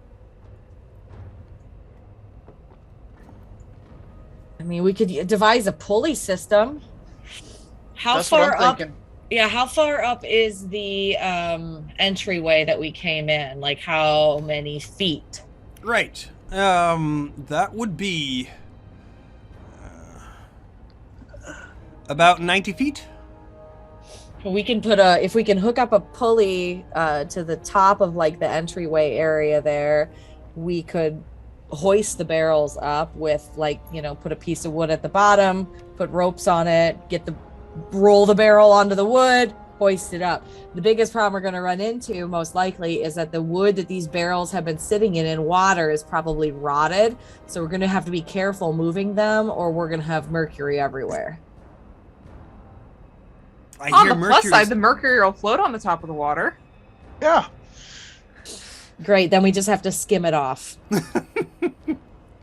I'm halfway thinking of once we got to move past breaking one open over that hole to try to poison anything else down in there.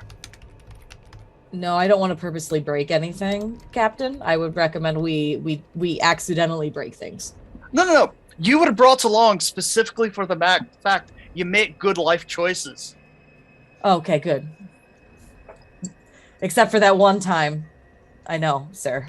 We don't talk about that one time. Yeah. Everybody gets one free one. Kind of wish we had left some of those big fuckers alive to carry the shit out for us. Yeah. Ooh. We left the female alive. Callisto, you think you could meat puppet her into carrying some of this? I probably could, yes. At least she could help. I don't know if she could actually lift any of those, given that she was cowering as much as she was. Didn't really seem the. Can't you just magic it up there? I can make it look like it's lifting up into the air, but that's about it. I see, not that kind of magic. Okay. Pulley system it is. Pulley system it is. That means that someone is going upstairs, I guess? Yes. To prepare things? And by upstairs, I mean the level you were on before, right? Definitely buddy system if we're going to split the party. Yeah. I would Let's put say- one strong person with one smart person if we can do that. We don't have that many strong people. Well, I have 2 stone, which is I think- better than 1. Yeah, but I think 2 is what you're going to find with the at least several of us? Question mark. Okay. Everybody's pretty much 2 stone, I think. But I mean, I can't imagine. Sorry, Troy. I couldn't imagine having 1 hit point. I definitely Got need buddy 3. system. Yeah, there's You're the what? strongest. Yeah, But she's you got a also broken wing. arm. So let's put me and Podesto together, and we'll go up top and secure the pulley, and then you 3 on the bottom can push it in to the system and secure it. I think that's That the best sounds- we're going to get. Sounds like a fucking plan. Not much of a plan, but a plan. All right. To Who the is- top who to is secure gonna- the pulley. Who was going to go back up again, did you say? Myself and Podesto. The smart one and the sneaky one. Gonna follow behind Chiastri and make sure it still looks like I can run faster than her. Wait. We only had 1 torch, right? You might have more lanterns. You haven't told me about more lanterns, so.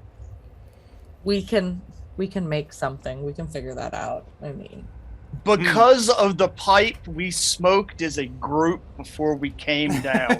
No one noticed. Malakai's had a lantern hanging from his belt the entire time. iPads, what are you going to do? That kind of resourcefulness is how you get to be captain. Exactly. Well, Chiastri and Podesta will make your way up again to the upper level, but of course not taking the stairs up to the dragon level, as far as I understand no. it. And you will start working on rope and tackle. And as you do, you get up there, you can hear something rather interesting. Namely, not a big fight upstairs. I was going to ask how that seemed to be going. We didn't see anybody fall. No, you didn't. And instead you can hear talking. Like a rumbling sound, almost. He's having a conversation with the dragon. Mm-hmm. I mean, maybe He's probably selling us out to the dragon. I don't trust maybe him. it's a good distraction. He came looking for a fight and found a friend. He realized that the real fight was the friends we made along the way. Yeah, so I'll tell you though, Castry, I didn't come here to fight a dragon, nor did No. I come here to spy on a dragon's personal conversations. I'd Nope. just like to get this mercury out of here and then get paid. Yeah? Agreed. Yeah. Cool. Pulley system. We ignore the upstairs if it doesn't look or sound like it's coming down here. If it doesn't come down here, we. Oh, are wait, not wait. Actually, I'm sorry. I think I did read something on this character. One moment, please. gonna- That might be problematic. Oh no. It did say that I am too curious for my own good. Yep. So no, I'm sorry. You keep working on the pulley system. I'm gonna go check this out. So I'm gonna utilize my bane. All right, fine, but you're go Get check a it fate out. die No, immediately. hold on. You can't. You got to leave your torch then. What? How am I going to hook up a block and tackle in the dark? How am I supposed to climb stairs in the dark? That I'll doesn't follow seem the- like a me. That doesn't All seem right, like a me problem. Here, you take the torch. I'll follow the wall. Awesome. But hey, Callista I down got below, just turn to the rest. I've got a I- bad feeling. a fate die. You know, I forgot about that bane. Too curious. All right, yeah. So up I go. So Up I you go, suppose- indeed. I suppose Podesto goes to sling up a block and tackle, and the first one I drop down includes a note that says, Chiastri went upstairs because the dragon sounds like it's talking, and she wanted to know what it said. I don't know. I don't know. After it goes down, you would actually feel kind of a yank on the rope. The universal bring it back upside. Addendum to the bottom of the note. And your fucking letter? Question mark, question mark. I'd sneak after her and stab her, Captain? Question mark. All right. So You know the rule about stabbing crewmates. what do you? Use your words, not your knives. It's like I'm on a ship full of cannibal. Oh yeah. Yeah, can't stab each other. Well, we'll see whether or not we get a crewmate back or a fricasseed crewmate. Crewmate or lunch? Crewmate or lunch, indeed. Nom nom. Oh, there we go. That's the one I wanted.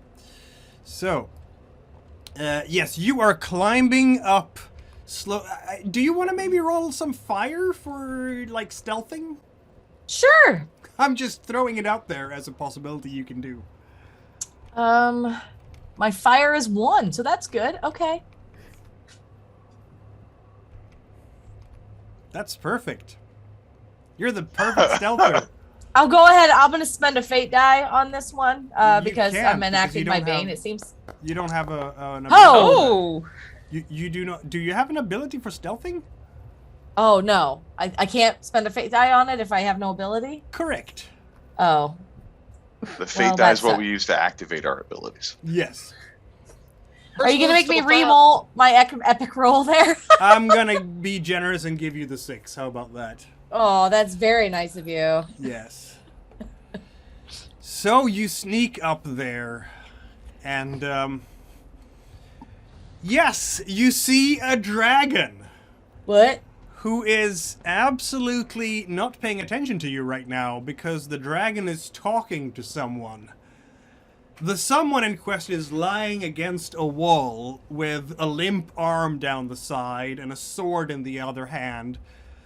And this dragon, massive bronze scaled lizard body with huge spiky sort of spine on the back and sort of shields on the chins that sit out a bit. Over the left eye, it has a huge monocle made out of some kind of quartz crystal that sits around the neck with a golden chain. It's the Monopoly dragon? Apparently. Top hat. And No mustache. it's Is that a chessboard?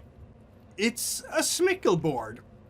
The smiggle board in this case is scaled to about human size, so the pieces on the smiggle board looks like people, only scorched people. Or sheep. I see. And what are all these things around here? I assume. There's a huge pile of skeletons, of course. Mostly sheep skeletons, but maybe one or two other, sentient beings lying there in the pile. The dragon is talking to this man who's lying against the wall. He has a cloak with the hood down now, so you can see his face, which has half of it has just melted. And he's massive, this man. At least as big as Pazuza. Powerful, built like a wrestler, and wears chainmail under his tabard. But they're talking to each other rather calmly at this point, and I'm gonna see if the dragon might notice you sneaking up there. Dragons are very unobservant. He's distracted. It falls silent. I smell human flesh and from the quartz. And it kind of looks towards you. Sneak away now, please. Yeah, exactly.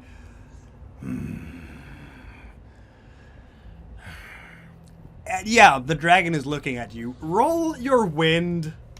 I will roll the terror value of 5 dice. My wind is 1. What the? You take 2 points of fear. Oh no. Did I make her broken by fear? Yes, it does. No, it doesn't, because she has 2 points of wind. Oh, I thought I only had 1. I'm sorry. No, it's 2. Okay. So you can roll a second die there. Excellent. Yeah, she said 1, so I was like, oh, that's really bad then. Yeah, 1 success is not Hey. going to cut it, though, because you needed both. So, yeah, you do take 2 points of fear. Looking at this thing, probably, I don't know if you're frozen in headlights or whatever. Okay. Yeah,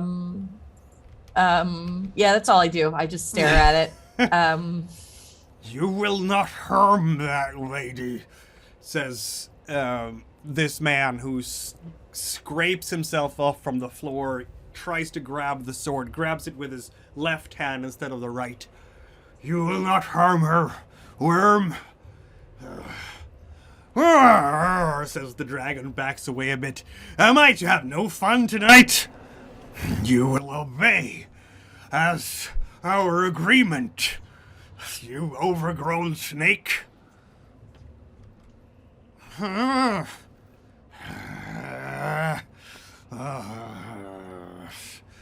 dragon hisses. What?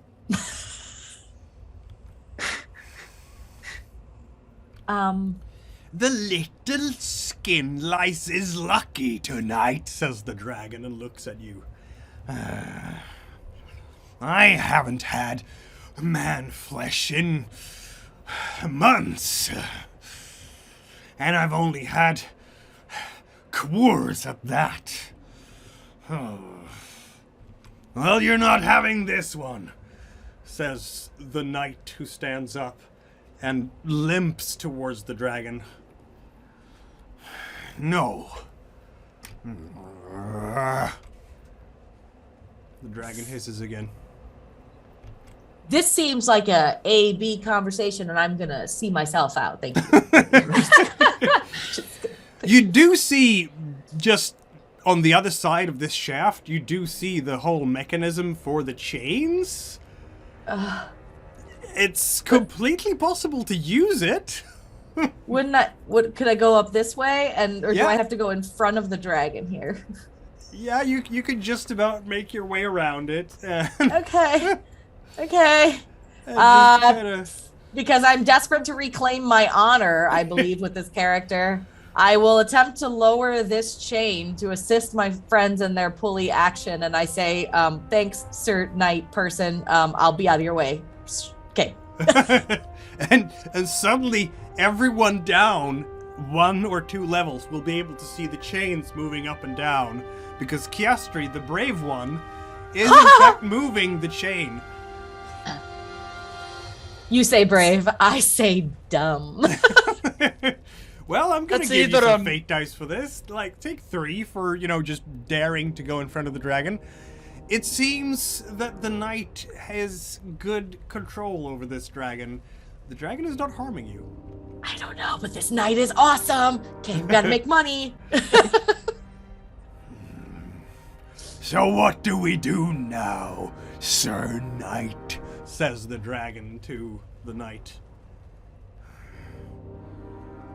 We leave, of course. My quest is not done yet.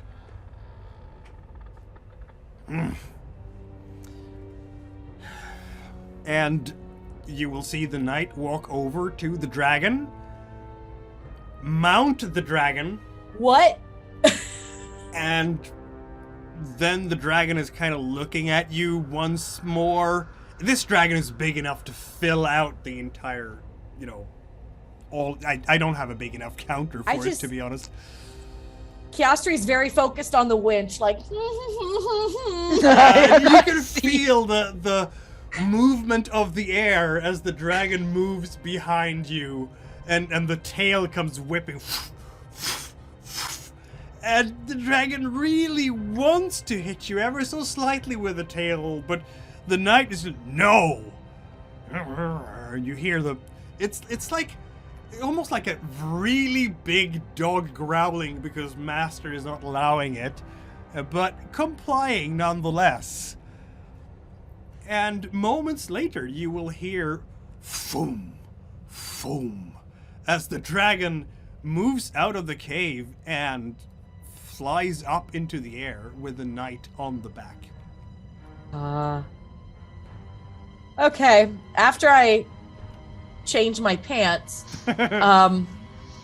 I yell down the hole, the dragon's gone, and I'm using the big pulley up here. Start putting the block and tackle away. I'm assuming some type of system has lowered from the ceiling that we can begin attaching ourselves and the barrels to. Yes, indeed. And then we should look up here. There's like a schmickel board. There's stuff up here. Wait! Did you say the dragon's gone and there's a smuggle board? Yes. Was Orin Call us still all the way. alive? Orin rode the dragon out. That brilliant fucking bastard! He beat him at smuggle board! Is that what happened? I don't know. Did it look like they played the game? The pieces have moved. Yes, and some of them are singed. I don't think the dragon is a very good loser. It's a modification of the pirate rules, where if I can stab you in the hand before you finish the move doesn't count. I think dragons do it, but they set shit on fire. You are wise, Captain. I have my moments. All right. Well, we load this stuff up on the winch to the best of our ability. Indeed. Yeah, you keep working there, and as you do, one by one, the barrels come out. You will notice that the smiggle board, you know, the scorched figures, like it's actual people and animals on there. Like they've been burnt by very intense fire and are now being used as pieces on the board. Gross. Are their pockets full? Are Yeah, they we would fresh? We would like to shake down the chess pieces. they have nothing of value. When they're done with the mercury, we should come up here and explore too and see what the dragon was keeping in its lair. Yeah, it's gonna take a while to work that mercury for sure. So it's probably gonna be dawn by the time you're done, because they're heavy barrels and you're lifting them up, winching them up. But I will put the rest of your noble company up here as well. Callisto. Begin looking around for this noble company. Right?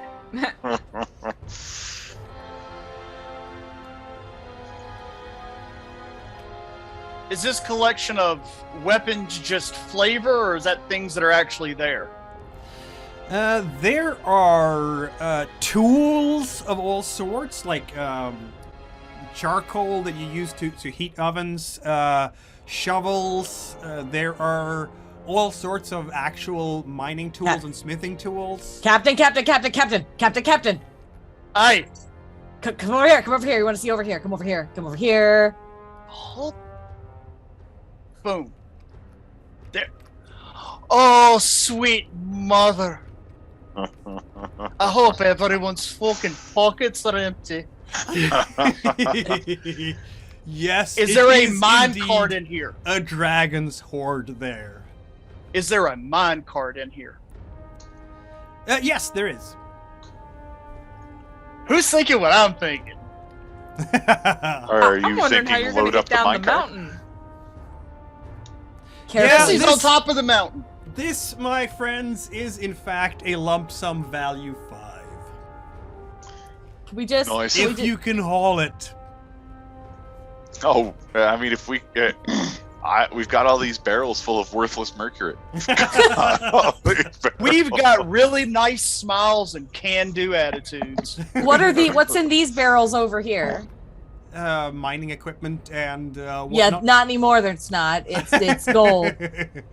Gold, precious gold. As you work through the pile, you will notice one interesting detail with this treasure.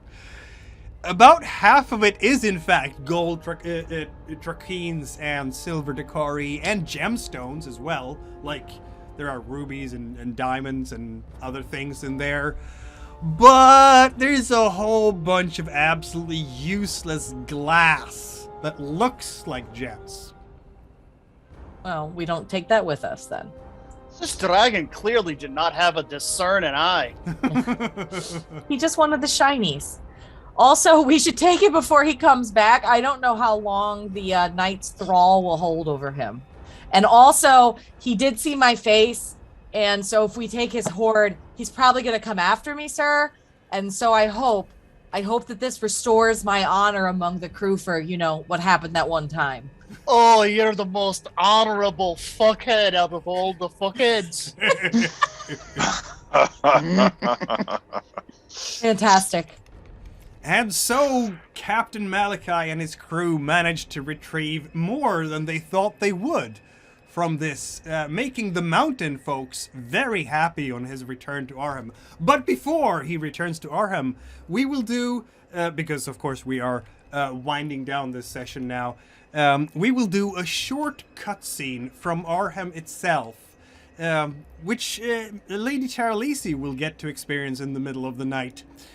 Because she is, in fact, woken up by the commotion. This is... so, let's see, I'm moving... There we go. Malakai is obviously not there right now, so I'll remove the token just for the thing. It is also nighttime, so I'll darken the map ever so slightly.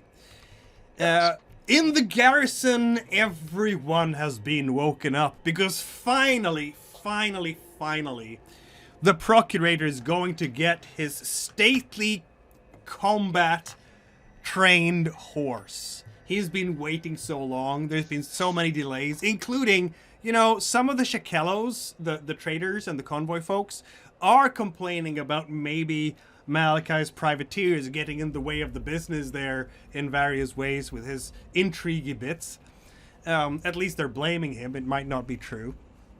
But the Procurator doesn't care. He wants to make a big thing out of this horse. So he has woken up the entire garrison to show off the first combat-trained horse that will, in fact, set foot on Marjura and bring true Trachorian civilization here. It sits down on a barge-like contraption. It's been taken over from one of the Karaks, and it's very unwilling to actually set foot on the pier, and just no happy horsey being on top of waves. That's not what it's supposed to run over the Moscorian plains or the Paratornian plains, not on a barge in the water. But slowly but surely getting there, when everybody hears foom, foom, foom. It sounds like someone is beating a gigantic drum, and then there's no sound at all until Vwaa! The dragon comes flying down from the sky like a thunderbolt of fire across Arham. The cone of dragon's fire just touching down on the ground, but apparently not on people. It torches a whole bunch of smaller boats and sheds that just go up in smoke. And then out across the water, the heat of this just makes people's face, beards curl. And then it grabs the combat-trained horse in the claws. You, Lady Tarlisi, have the chance, just the glimpse as you see this thing. There's a man riding the dragon, clambering on top of it as hard as he can, and then the wings just fold out, foom, foom. 2 more beats, and up it goes, and there's a lot of blood spraying over everyone from the horse, and the Procurator is standing there and just kind of sitting down, and people are screaming and running. The dragon is attacking! They're running in every which way. If you want to roll a fear check for Tarlisi, you're allowed to. Okay. It's a 5d6 roll for the dragon. I have 4 successes. I think you take a point of fear. So, but you have more than 1 wind, so you're fine. Yeah, let's go ahead and roll that 3d6. See if I can mitigate any of that. Nah. You take a point of fear. Clearly, that horse was not trained for combat. He didn't even try to fight back. Look at this way, Procurator. It certainly made a statement.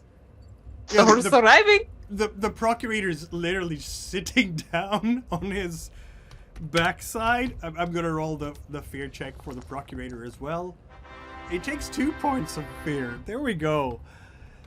You're just pale, and there is a lot of running and screaming around here as the dragon flies out over the firth and away in the darkness.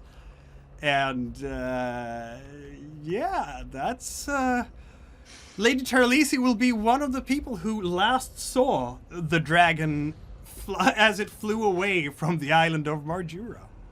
Oh, she's got so many questions for Malakai once he comes back. I'm sure she does. After we have removed all the gold, Yeah. all the barrels all of it. mercury, Malakai will pull the pipe out, relight it, bring everybody in close. Clearly, we never fucking speak about this shit again. Yeah, it might be a good idea to... I mean, you don't know that the dragon is gone, but it might be a good idea to get out of there before a bunch of Trachorian guards come. Yeah. Oh, Can we're on the court. We got Bessie going. Her cowbell's just a swinging. You guys are gonna get me to an infirmary. It's gonna be fine. Are you sure you want to go to this infirmary? This infirmary. Oh, dear. No, let's get. You'll find me a concierge position in Hightown. I have a If feeling you were it will- getting the best medics, you were getting your own room at the Vulgar Unicorn. I don't want cannibal medics though. You wouldn't want necromancer real- medics either. I mean, it's kind of a toss-up between the Shagalites and cannibals. These cannibals are friends. I'd take the cannibals. Probably a good idea in this I'd case. like to take the nearest ship back away from here. Anywhere but here. I can say... Preferably somewhere we can surround ourselves with what was it? Pretty people we have paid in coinage. Exactly. I can say that Properly meanwhile, compensated. the four heroes who are currently fulfilling prophecies without knowing it, though you have been told as well, are currently a day away from the last session that we played together. So, yeah, to get to that Where location. nothing bad happened. Where No. nothing bad happened, exactly. Nothing at all. So, exactly. No problems whatsoever. There were no mistakes there. None. With our necromantic healer, I don't know anything what you're talking about. Oh, it's gonna be fine. I was really It's going to say, actually, I know a necromancer who heals perfectly well. Yes, true. Call the doctor. As it turns out, like. And so we Dragon's will release for, problem. once more take a pause and leave Marjura until we reconvene the next time, which will in fact be in a couple of days for the agents, because now we're back to our regular schedule again, and I have a feeling that nothing of consequence will have changed in Arham after this night. Like Malakai has not. I mean, technically, he didn't disturb the dragon. Not at all. No. It No. was disturbed before we fucking got there. Exactly. No one's going to believe it, but he's innocent. In fact, you could say we rid these lands of the dragon menace. Yes, that must be it. Yes. I mean, More in pure theory and importantly- conjecture, us and the entire crew of the ship could just fuck off and retire now. Yes. Like, why stay here? Like, Would Kiastri actually ask for a transfer away from here? Oh, yes, because the dragon actually saw me. The dragon didn't see any of you. After some going around, psychic messages, letters, she would actually be sent to work on Vimsika's ship, who is Malakai's boss. Ooh. The pirate You- queen. you have reinstated your honor. You Yes, have been lifted up. All because of my bane. All because I was like, I'm pretty sure my sheet says something about me being too curious. I was hoping that would trigger. I got shit-covered fuzzard pants. Cool. Cool. And a broken arm. I came to the dragon cave and all I got were these shit covered feathered pants. Big concussion and a fractured arm and bleeding ears, nose, and mouth. It's fine. We're gonna rent a spot in Hightown. We're gonna put all three of y'all up there. People are gonna get healed. We're gonna send hookers over. Send blow over. We don't care anymore. You were officially hero status on the show. In fact, if I can ever work the characters into other shit, I will. That would be That might happen. fantastic. All right. So I will do the curtain. Thanks for letting us be pirates. Yes, you. thank you. This was super Oh, fun. let me know when we've actually dropped stream. Dropped broadcasting part of stream. Well, bye, We're not everybody. broadcasting, so